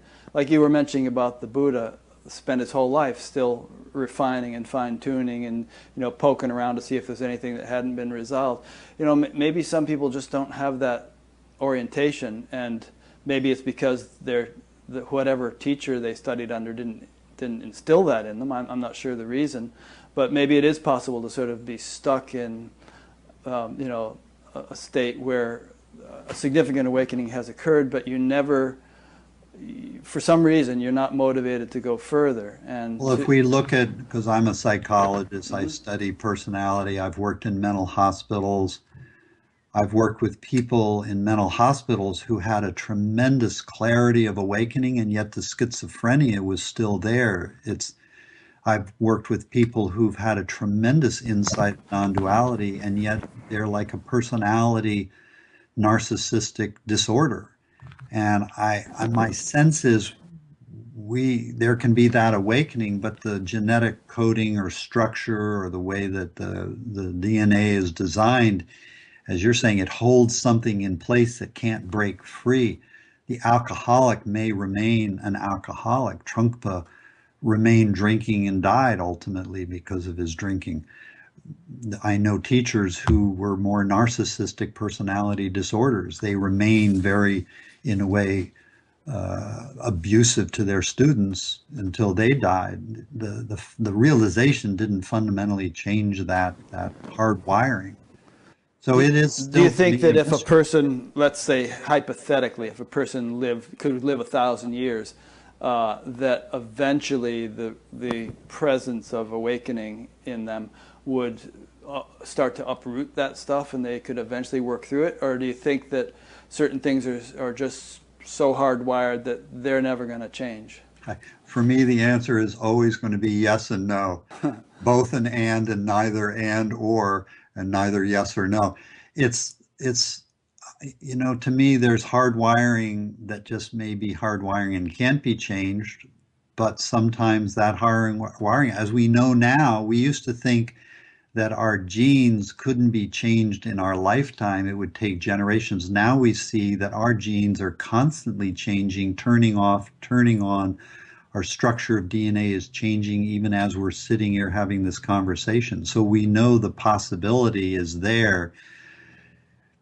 Why it doesn't manifest in certain people or others, I just take that as the mystery. And ultimately, I know that we are human beings and we love to sit around the campfire and tell stories. And we love to try to muse about something. And ultimately, I know that I don't know. So I'll be happy to sit around the campfire and speak to these kinds of stories. But ultimately, I know I don't know. Yeah. It's a mystery. Well, although maybe someday you will know. Maybe there are things you know now which you didn't know 20 years ago. You called a mystery then, but you kind of have it figured out now. I love the line from the movie Shakespeare in Love. There's this one character, and throughout the movie, when he's asked something, he always says, "It's a mystery." I have a friend who always says that. He works the cash register at the local, health food store, and he's always like, we tell stories about people doing things and this and that when I'm checking out, and he always says, "It's a mystery." Oh no. But there are examples of real scoundrels being totally transformed. Valmiki, who wrote the Ramayana, was a highway robber and a murderer, and became this sage who wrote this great epic. St. Paul, who had been a persecutor of Christians, had this epiphany on the road to Damascus and became a completely different person. So maybe there's hope that no matter, there's a verse in the Gita, even if you're the greatest of all sinners, you shall pass over all evil by the raft of knowledge alone. And I think this is why it's so abusive, I would say, of our culture, where instead of putting criminals, we would say, or people who've transgressed in educational settings, we lock them up in situations where it's just going to feed that very thing. We need to look at the human being as always having the potential for growth and rewriting their ship. I'm working with several people right now who are very abusive, have had tremendous evil effects, I would say, in their worlds, and yet I see they have the possibility and the compensatory structures to change. Yeah. They can grow and they can evolve and become way different people, like Valmiki. Valmiki, right? Have you seen Michael Moore's new movie, Who Should We Invade Next? No. Oh, it's a great movie, but he goes to Norway, where they have like the prison is sort of like a hotel. You know, they have nice, comfortable rooms and private showers and TV and internet and you know, just this like this little resort thing. And their maximum prison sentence is 21 years, no death sentence. And you know, the warden says, hey, you know, you may be my next door neighbor in a couple of decades. I'm going to treat you well. And they have a tremendous effect and very low recidivism, things like that. And it doesn't make sense to me. Here in San Francisco, there was a prison where they were having gardens and we were bringing in the IREST, and the recidivism rate, when they controlled for studies and looked at the prisoners who were tending the garden, doing IREST and doing meditation and Tai Chi versus the other population, the recidivism rate in those who were doing the gardening and these kinds of approaches, their recidivism rate was really, really tiny. Yeah. And yet, a lot of people were still anti this jail because they thought they were treating the prisoners too well. It just doesn't make sense to me that we hold this attitude when the results and the studies clearly indicate, hey, these guys can come back and lead healthy lives. Yeah, I guess we have to ask ourselves as a society why we have prisons. Are we just being vindictive? We want to inflict suffering on these people, or do we actually want them to change? And is that not perhaps an outgrowth of how we're still vindictive towards ourselves, and we project that out onto others until we heal the self-vindictiveness and see everyone in a way as ourself with that underlying sense of love? Then we're still going to continue to do these kinds of prisons and situations where we're projecting our own self-guilt and self-blame and self-vindictiveness on others. That's very good. A quote from Hafiz, he said, I have come to this world to see the sword drop from men's hands even at the height of their arc of rage, because we have finally realized there is just one flesh we can wound. Yes, beautiful. Beautiful. Yeah. A question came in. Let me ask you this question. This is from someone whose initial is J in Austin, Texas. He said, or she, can one accept association with anyone or anything, regardless of any personal distaste, and still maintain equanimity and even actually love those people and situations? Number one, we don't maintain equanimity. Equanimity maintains itself, I would say. Love maintains itself. That underlying, unchanging essence maintains itself. And what I see is, yes, definitely, we see that the other is doing the best they know how, because we know we're always doing the best we know how. But that doesn't mean that we don't put borders or boundaries or create definition. When somebody is causing harm or potentially could cause harm, to me, borders and healthy boundaries need to be set and established. It may mean we need to bring someone into a locked facility because they would otherwise do harm to others or themselves. So this, what realizes and wakes up to itself, does see everyone as self, doesn't see other, loves everything the way they are, and yet does respect separation and duality, and doesn't have a conflict with that. So Yeah. I think what we need to see is inherent in us in every situation. We know exactly what to do, and sometimes what we need to do is set a boundary, and in other times, no boundary. Yeah. And it's fluid, so we can't say, and I can't say what we're going to do in the next minute. I was with the Dalai Lama several years ago at a talk he was giving to college students, and one of the students said, if there was a person in front of you and you knew that he was about to be murdered by this person, and there was no doubt in your mind, and you had a weapon by your side that was loaded and unlocked, what would you do? And the Dalai Lama, I think, gave the best answer that could have been given. He said, put me in the situation and we'll see. Uh, And that ability to realize, I don't know what my next response is going to be, but I trust that there's an intelligence here that knows exactly what to do. And what I see for myself is sometimes that's to establish a boundary, and sometimes it's to be fluid with that boundary. But we are going to contain people who are doing harm to themselves or others. It's just a natural response.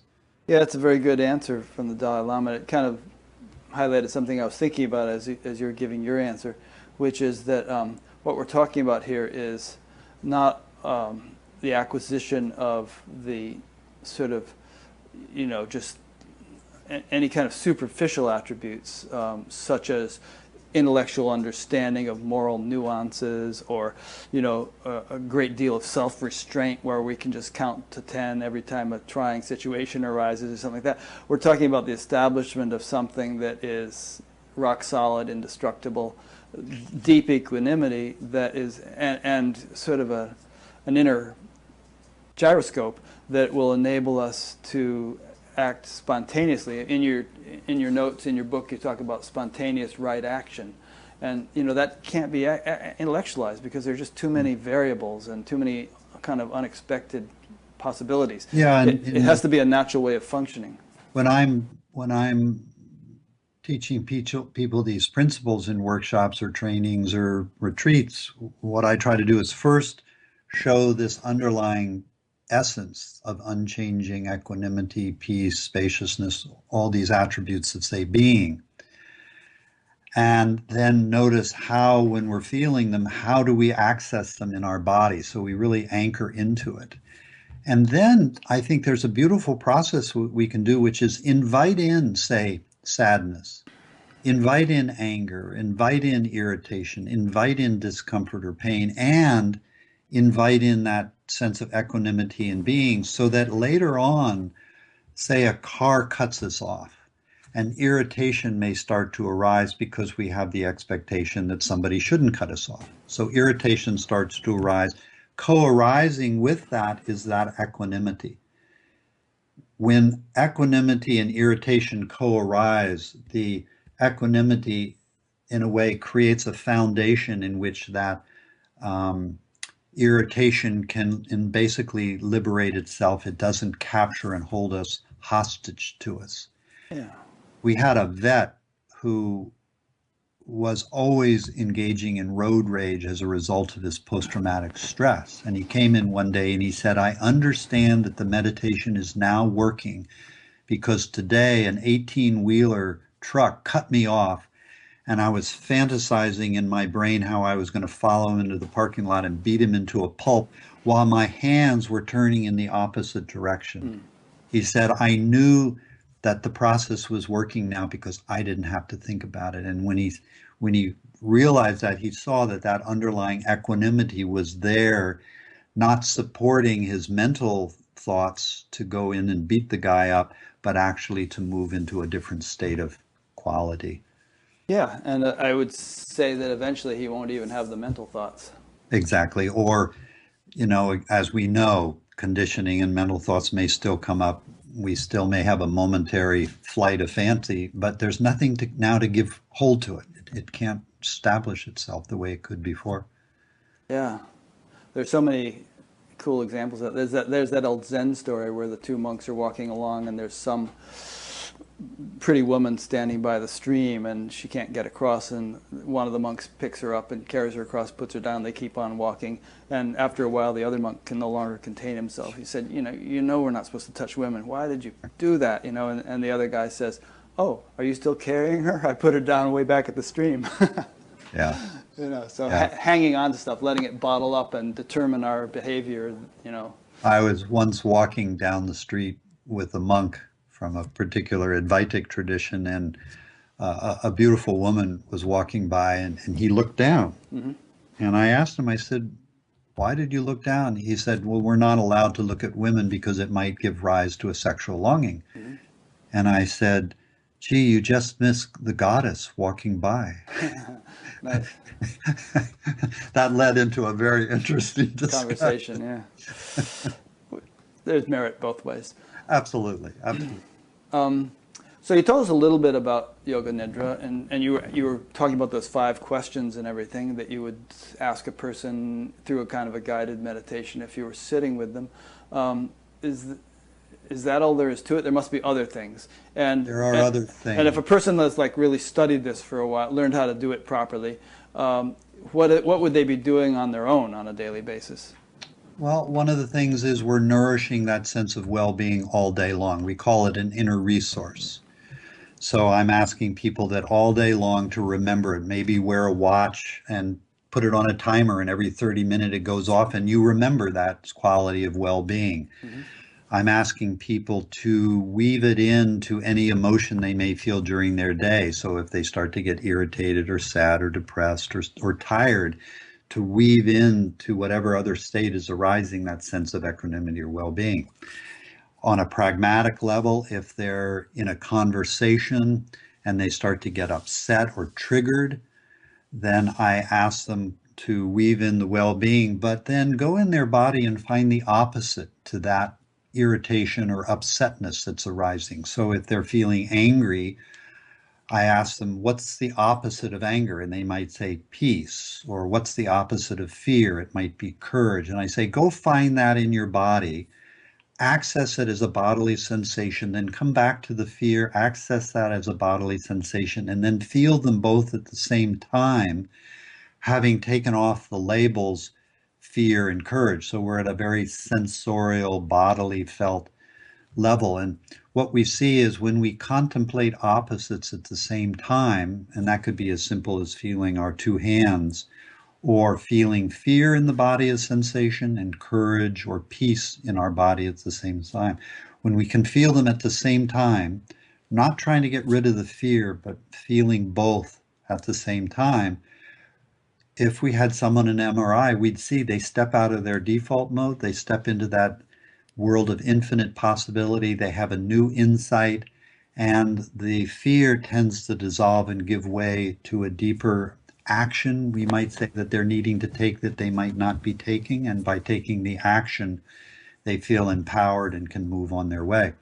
So I have a lot of different exercises about working with opposites of sensation, whether it's pain and comfort in the body. So we've done a lot of research with people in chronic pain, helping them see that they can go beyond the pain in the moment by contemplating opposites, whether it's an emotion, a belief, there's something wrong with me. I was working with a woman with 4th stage cancer, liver and lung, and she had a tremendous belief that I'm unlovable. And I asked her, what is the opposite? She said, well, it's I'm lovable. And I had her contemplate both in her body as sensation. When she believed I'm unlovable, how does that feel? When she believes I'm lovable, how does that feel in your body? And then to sit with both at the same time. And she came to a new conclusion. She said, oh my God, I'm love itself. Mm-hmm. When I'm love itself, I can tolerate being unloved, and I can tolerate being loved, and I can tolerate loving someone, and I can tolerate not loving someone. It had a most remarkable effect on how she treated herself from that moment on, and basically started her on the road of deepening into that sense of equanimity, even in the midst of her cancer. So we have a lot of different... The what? Did she get over that cancer? No, she ultimately succumbed to the cancer, but I would say she died with how Kabir says that face of satisfied desire versus the struggles that she had been in, tormenting herself when I first met her. Yeah. So there are a number of techniques that come out of the process of Yoga Nidra where we're learning how to work with our body, our senses, our emotions, feelings, thoughts, beliefs, images, memories, and learning how to work with these elements like opposites, interweaving the sense of well-being, and then ultimately learning how to take perspective so that I work a lot with when you feel an emotion, dive in and feel it, and then feel like you're backing away and looking at it as a statue of art. Then dive back into it, then take perspective, and now can you do both? Feel connected to the feeling or the emotion, and yet be aware of it. And we can see that grows the ability to keep perspective and not be held hostage and so enmeshed in whatever is arising. And by breaking free, again, we can have insights into actions we need to take. Yoga Nidra, for me, the bottom line, it's very action oriented. It's very somatic oriented. I'm not so interested in intellectual, but can you come from your heart? Can you meet yourself ultimately not trying to fix or change or think something's wrong with you? And then look at what are the actions that you need to take in your life with respect to yourself or people around you that you may be refusing to take that's keeping you in this kind of anxious, contracted state, and ultimately realize this other, this aspect of awareness and beingness that's always here, so that ultimately you realize whatever emotion is arising in the moment, whatever circumstance, you're not so much in it as it's arising in you, in your equanimity, and that you have the ability to respond. And, I'm practical in the sense that I know that learning what our true response is may take some time. We may need to step away. There's a beautiful line from Patanjali in the Yoga Sutras. He says, Pratipaksha Bhavana.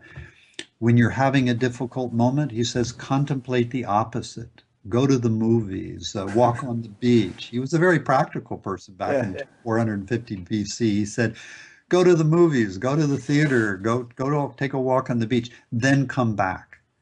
And Jean Klein used to say that when someone would ask him, what do I do with my fear? He would say, feel it, now step away from it, now come back. And I think that's what we're learning to do as a human being. Feel what we're feeling, step away from it, get perspective, come back and see the right action we need to take. That by taking the action, it leads us to feel in harmony with ourself. The word dharma in Sanskrit, which means our duty or the work we do in the world, actually has a root Sanskrit word that it comes from, RTA, Rita.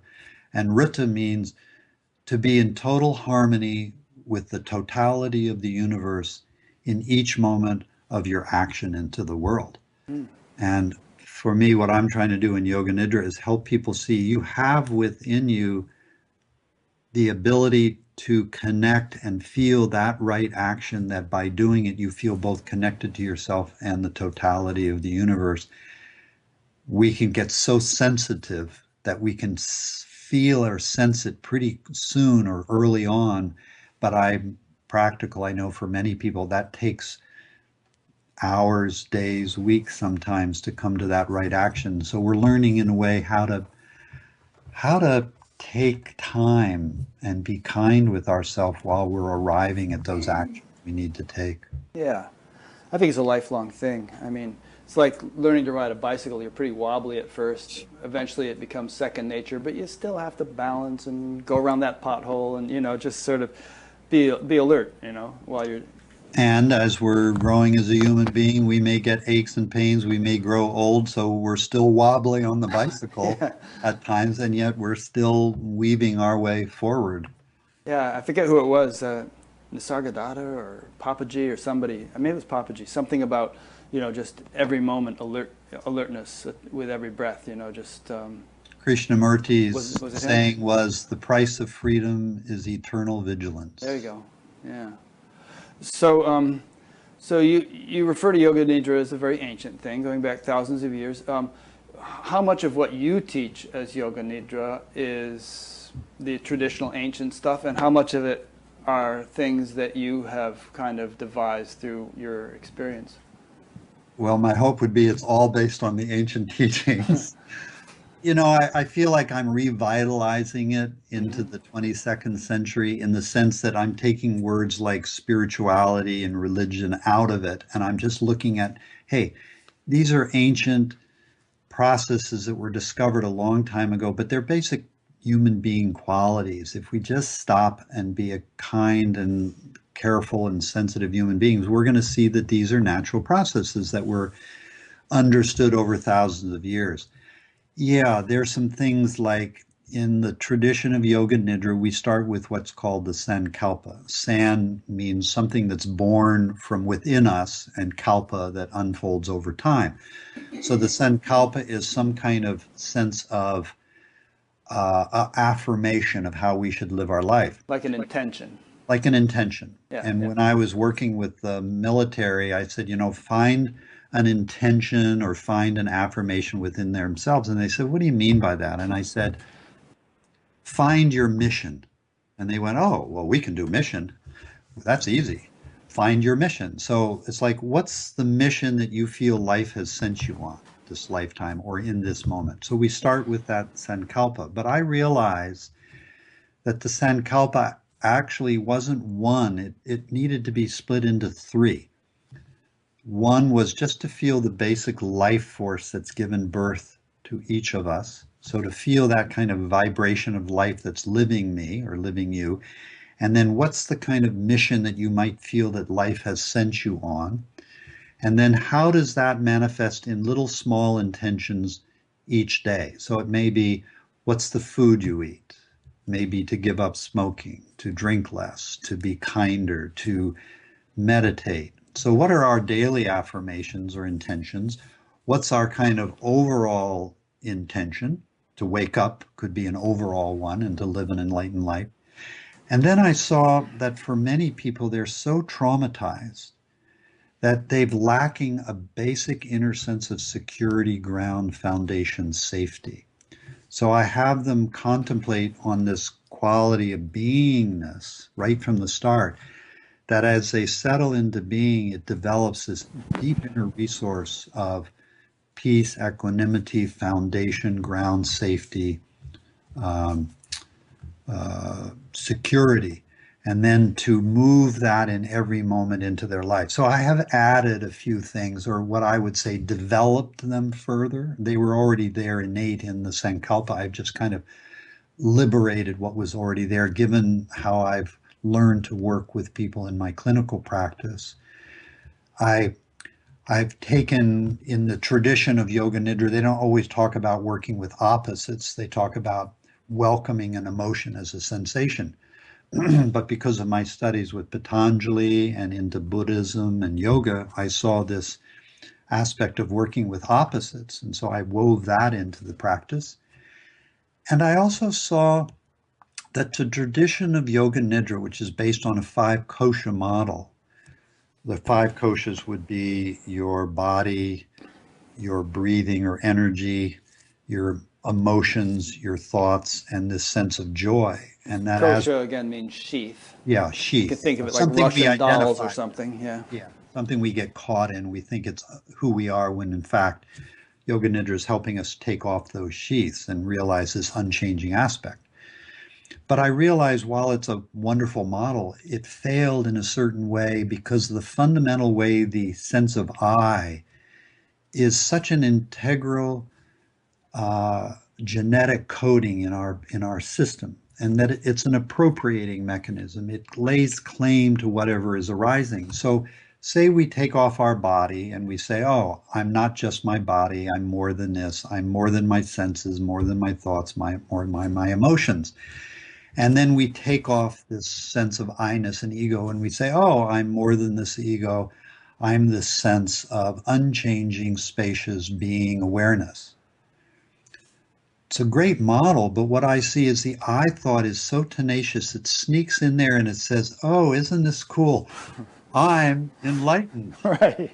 And so I added a sixth kosha, the Asmita Maya, which is in the annals. If you Google Asmita Maya, you'll see it's actually a kosha, but it's not in the five kosha model of Yoga Nidra. I added the sixth kosha, which Asmita means I-ness.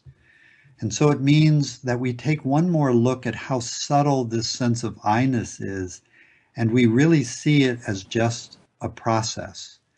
And I also took this from Buddha's teachings when he sat in that final moment of enlightenment under the Bodhi tree. What I came to understand is his final two teachers, who were teachers of Advaita, and he had realized the height of their teaching and been invited by both those teachers to join their communities as an equal teacher. He said, something still feels incomplete. And so he goes on, can't find another teacher, sits under the Bodhi tree. So I was curious, what is it that was still incomplete? And what I came to realize was, he said, the I thought had still not been completely seen through. And in that moment of liberating it completely, he realizes what he is, truly, fundamentally, and goes beyond this sense of I-ness. My sense, though, is, after enlightenment, Buddha's walking down in front of you and you say, hey, Buddha, he would have turned around and said, yeah, because there's enough self-awareness and I-ness there. It didn't go away. He just learned that he was more than that. So in Yoga Nidra, I added the sixth kosha, which is to now take time. Now we've been liberated from body, senses, mind, thoughts, emotions, beliefs. Let's take one more look at the tenaciousness of this I thought and really do deeply see how it is just a process. And even self-awareness can have a subtle taint of I-ness in it, that too needs to be set free. And to see that self-awareness in itself is just a coming and going. And ultimately, we are something more than any of these structures.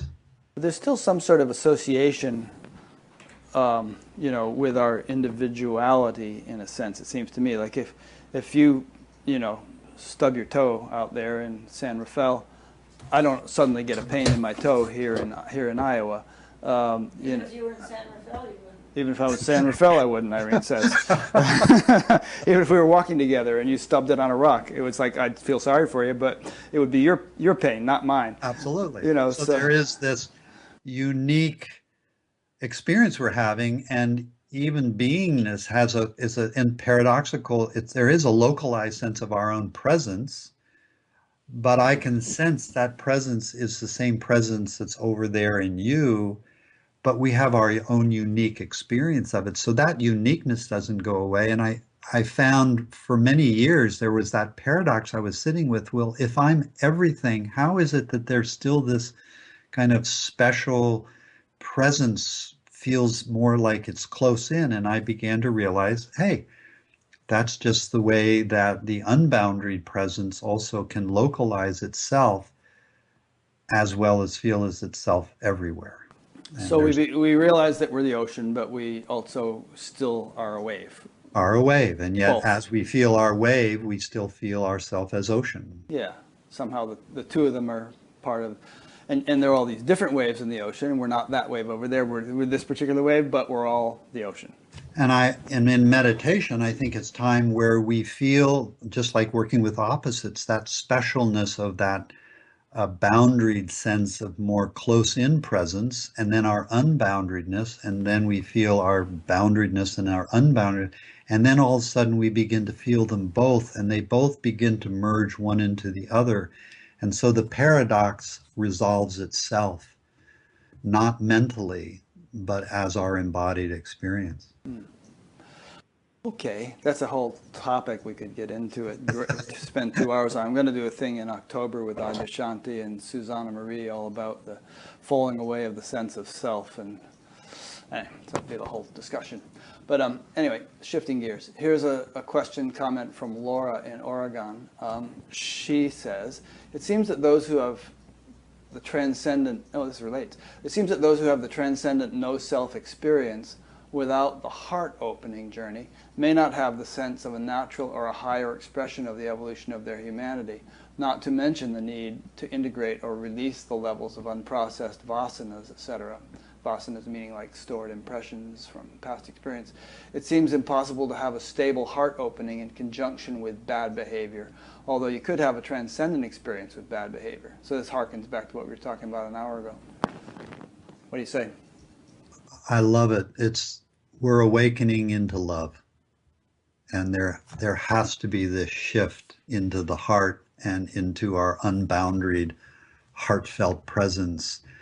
And I've seen as that awakening has occurred, it can occur first at a kind of an intellectual level, but then it moves down into the heart, down into the gut. All the different energy centers have to be, in a way, awakened all the way down to the root and then back up and then out. So I feel like ultimately it is a full awakening, but where we find ourselves ultimately centered is in the heart. Yeah. This relates to Adya's discussion of head, heart, and gut awakenings. And so it might be more useful, rather than speaking of awakening as one sort of monochromatic thing, to speak of awakenings. And, you know, many different flavors and nuances and stages and degrees. Well, in first awakening, I see it can happen in many different ways, but one way is we awaken into that transcendent, and now we're like immersed in the transcendent. We've stepped out of the personal into the universal or impersonal. That can unfold for days, weeks, months, perhaps even years. As it integrates, we will fall back down into the heart, and now there's a whole awakening of the heart that has both, I think, a universal impersonal aspect to it, but a very personal humanness.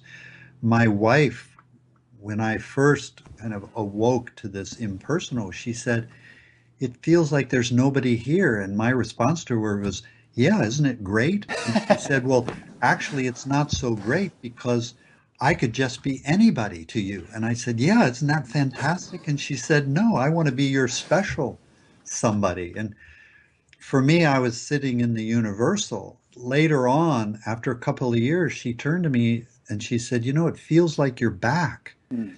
And I said, "Actually, it feels like something has more deeply integrated, where you're still, you could be anybody, but you're my special nobody." And it began a whole nother Something you could have a movement T-shirt made with that on. it began a whole nother movement of really a deepening, embodying into humanness. And I really do see that this is really about becoming a good human being. That's all it is. We're just fully participating in all things human, our emotions, our relationships. I love what Sylvia Boorstein said when she was asked, "So what has meditation done for you?" And she said, "It's made me a kinder person." If that's all it does, holy mackerel, what a beautiful expression.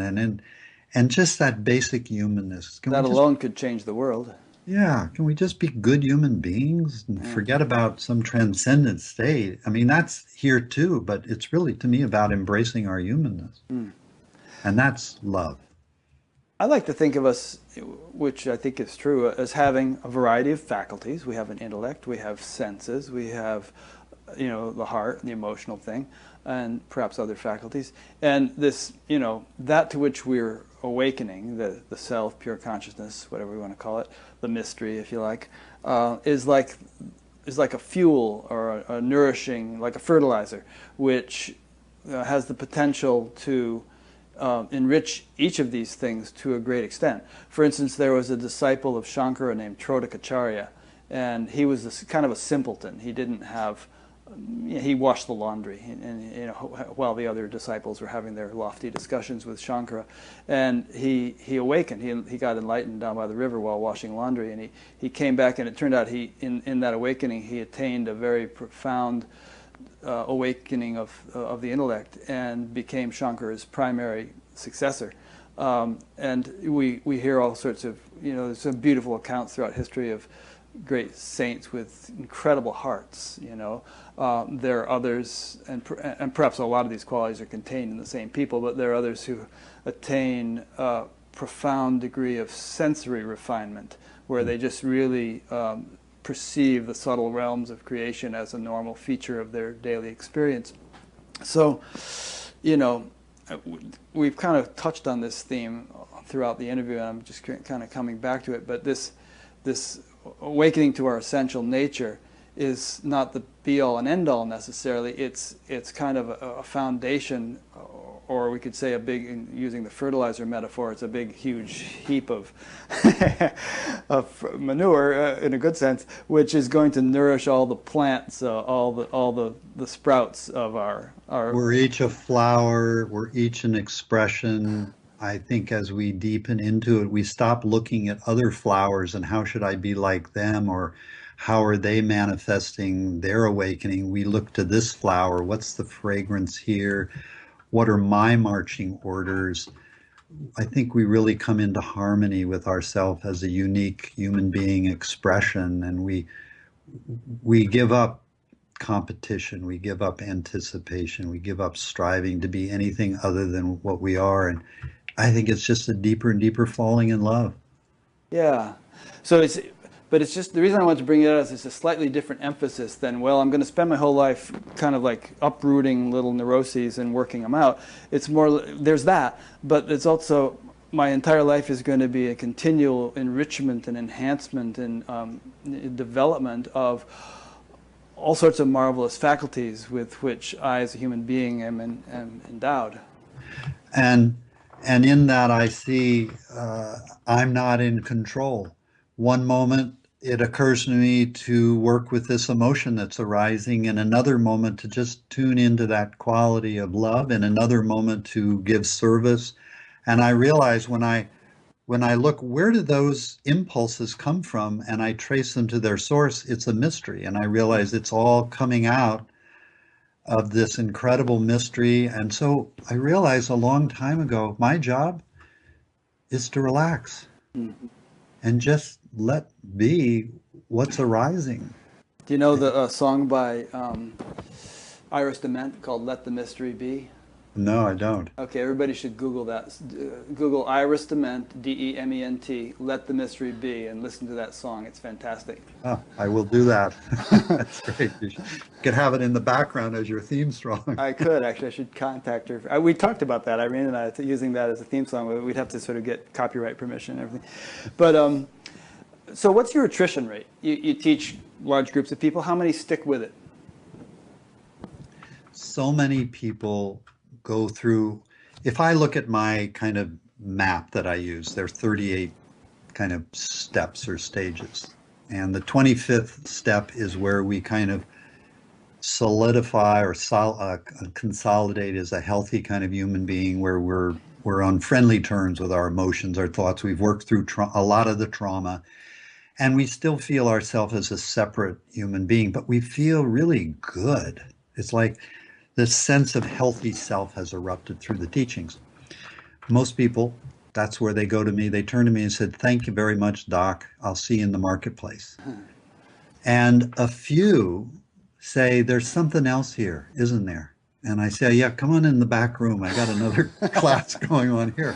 Because I think as a homeless person, as a veteran, as a service member, as a normal human being who's having chronic pain, cancer, they turn to these teachings to help them feel better. And when they start to feel better, that's an extraordinary moment in their lives. And I think they often need to go out now and just experience that for a while. And then there is this natural arising where I will see people years later, they've come back and they said, there's something more happening here. And now they're ready for these more advanced teachings. So even though I know that 99% of the time a person comes, I can help them have that glimpse right away. That doesn't mean that they're going to go on and want to go for the whole 10 yards and awaken out of their self. That again is unique to every person. So the attrition rate, what I'd say is the attrition rate is most people go away having taken something really astounding in their own way. Either it's a healing of chronic pain or post-traumatic stress or their depression, or they just feel better. And then what I'm seeing is more and more, and maybe it's because I'm wider known, the people who are coming to my retreats now, there's more people who are just ripe for this deeper awakening. And my own kind of felt sense about it is, there's a balance of good and evil in the world. And yeah, there are a lot of people who are waking up, and there are a lot of people who are waking into their own kind of clouding and conditioning. There's always a balance going on, but I'm seeing more and more people who really gravitate to the deeper awakening experience of non-duality. So if people don't stick with it, do they tend to backslide? It's a good question. I think that once that glimpse of being has really been seen and felt, it's going to be really difficult to backslide, because it creates a sensitivity where what they begin to backslide in now is more painful than it was than when they were in it originally and before they had that glimpse. So it's an interesting one. Do I tend to see the people who maybe backslid in? No, because obviously they go away and disappear. But I know from the reports of many people who have had those glimpses, and then they go back and they begin to go back into their old conditioning. It's so painful. They want to come back and say, okay, let's keep going, because I don't want to do this backslide. It just doesn't feel good anymore. And can I say one more thing? Please, sure. I think in some of the former teachings that we got in the 60s, 50s, 60s, 70s was, trust me, do this, and everything will be fine. What I came to realize is I didn't want to trust him. I wanted to say, does this really work, and how and why? For me, the processes that I've discovered through meditation, my teacher, Jean Klein and others in Yoga Nidra, is there are structures here that give us a sense of support. And so I tend to see now a lot of people who've been in the traditions of, say, Zen or Buddhism or other orientations, and they come into these, we might call structures of Yoga Nidra, and they say, this helps me understand my tradition in a way that I wasn't before. So I think there is an aspect of these teachings that when we begin to understand the different structures and how they do work, it helps us gallop on our way and helps us feel more supported. So I think that's a very important addition that I think we as Westerners are bringing into the teachings. It's no longer trust me. It's more like, okay, here is the research that's been done. Here are some of the structures that you can engage in and that are going to help you move on your way. And here's the ground of being that I'd like to introduce you to first. So the original, say, teachings back in the 70s, I think were, yeah, do these, and maybe in 30 or 40 years or 50 years, or maybe in 2 or 3 more lifetimes, you can awaken. Now I know a person can have that awakening glimpse, as you know, right away, fundamentally. And now we have the ground of support out of which the teachings can arise. So we're not moving towards awakening. We are understanding it at the very beginning. Earlier, when I asked you about what a person is actually doing when they do Yoga Nidra, you mentioned a bunch of things that people might do throughout the day as various emotions or situations arise. In addition to that, is there something that someone who's practicing it would do in the morning and after, in evening maybe, for 20 minutes, half an hour, specifically, Yeah, let me say nothing but that they're sitting there with their eyes closed doing something, or what would that be? Let me give one little example. I got a lot of people come to me who've been meditating and they're kind of stale or they've gone off their meditation. The first thing I ask is, when you sit and meditate, what's your intention? Do you state your intention and affirm it when you start to meditate? And they go, no. I said, well, then your meditation is going to go off. So one of the things we can do is when we sit, really at the very beginning affirm, why am I doing this? What's my overall intention, and what's my intention for this particular practice? Because otherwise we sit and the mind, the mind is a thinking process. It's constantly throwing off thoughts. If we have a really good, solid intention, when the mind begins to cook off thoughts and we start to go off with them, the intention will bubble up and say to is that really what you want to be doing in this moment? Go off on that thought, and we'll go, no, of course not. And you let go of the thought and you come back. So I tell people there are very simple things. Start with your intention. Start by affirming your overall mission for why are you doing meditation? And then weave in that sense of being. And so when I sit for meditation, I do that. I say, I'm meditating now. I'm not cooking lunch.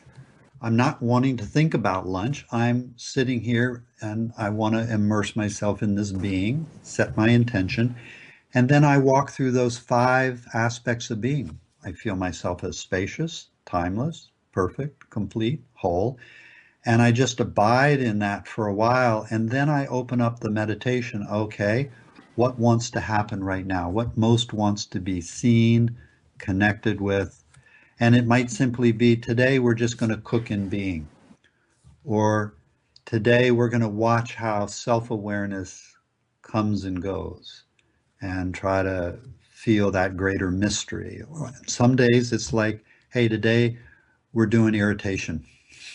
I don't know why, but irritation is arising, and that's all that wants to be seen right now. And so I'll take the irritation, I'll work with the opposites, I'll weave in the well-being. And sometimes today, you know what we're doing today? We're doing boredom.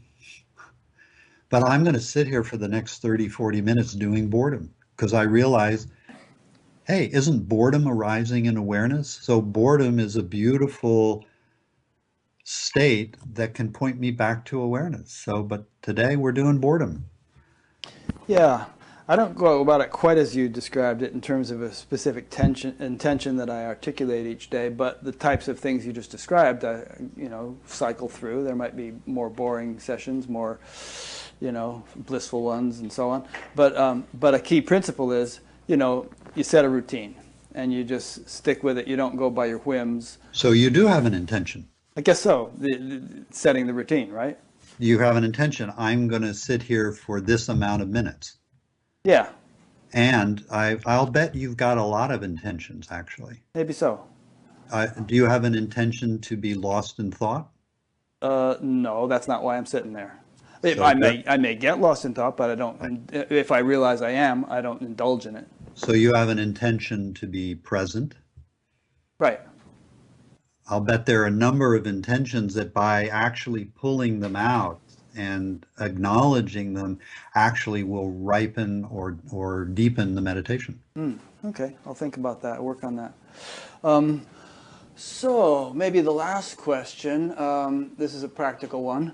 Frank from Norway, there are people in Norway named Frank, can you say a few words about how to do Yoga Nidra without a teacher? Yes, thanks Frank in Norway. Yoga Nidra initially is a guided practice because we're helping a person understand the process of meditation, but ultimately it's not.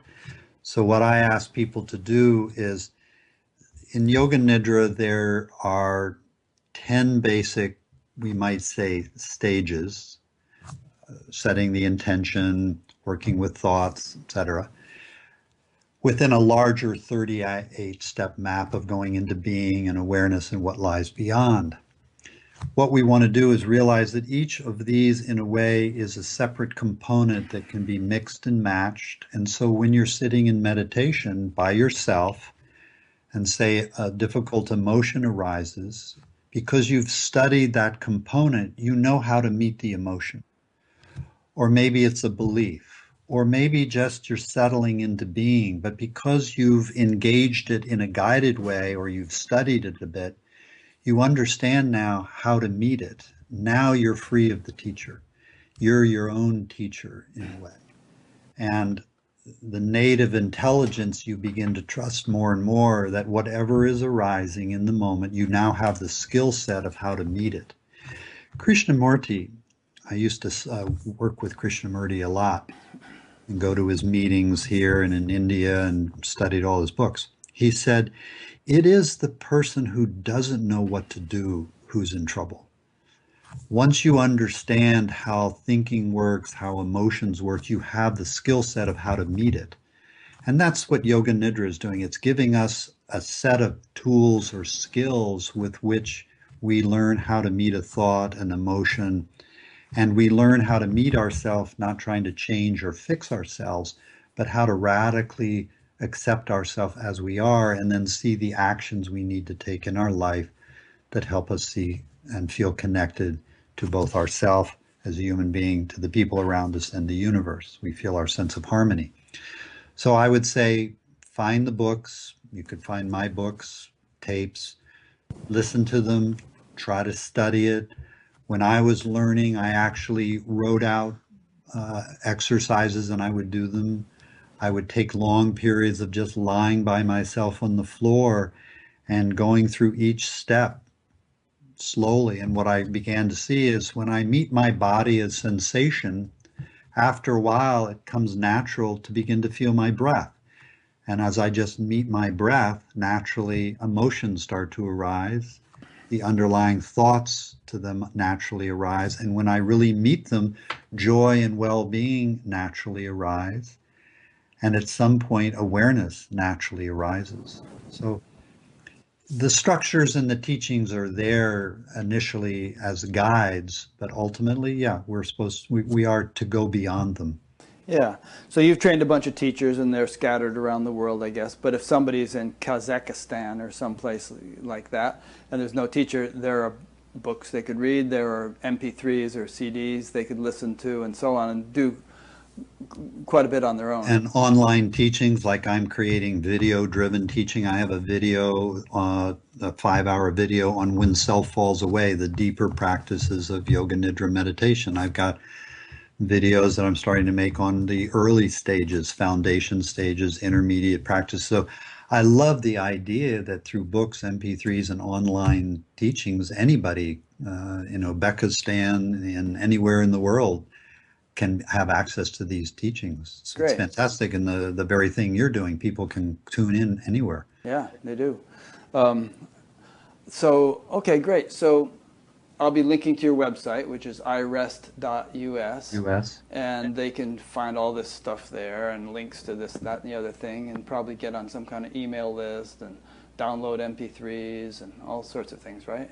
Yeah, and I have a 7-week online course where I'm going to actually be teaching in 7 segments those 4 aspects: waking in, waking up, waking down, waking out. Great. And trying to take people through the actual meditations to which we can experience these for ourselves. Cool. Well, thank you so much. This has been a great conversation, at least for me at least. I've really enjoyed it. It's been alive. I enjoy the back and forth. It's fantastic. Yeah. So for those listening, I've been speaking with Richard Miller, and as you know, and I'll be linking to his website, as I just said. You can get in touch with him and find out all about what he's doing by going to his website. I'll also link to the books he's published on Amazon and Sounds True. This is, as most of you know, this is an ongoing series. So if you'd like to stay in touch, you can subscribe on YouTube. You can subscribe on batgap.com to a weekly email that goes out each time the new interview is posted. You get an email. There's an audio podcast of this if you'd like to just listen to the audio. And a number of other things if you search the menus. There's not too many, but you'll find interesting things if you explore each menu on batgap.com. So thanks again, Richard. I appreciate the time you allow so we can actually go into some depth. It's beautiful that it allows us to have some depth of discussion. Yeah, most people seem to like that. Some people say, can't you just crunch it down to an hour? And yeah, maybe we could if we...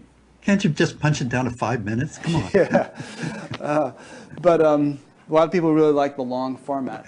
And according to YouTube statistics, quite a few people hang in there and listen to the whole thing. Yeah, nice. So thanks. And thank you to those who've been listening or watching, and we'll see you next week. Thank you, Rick.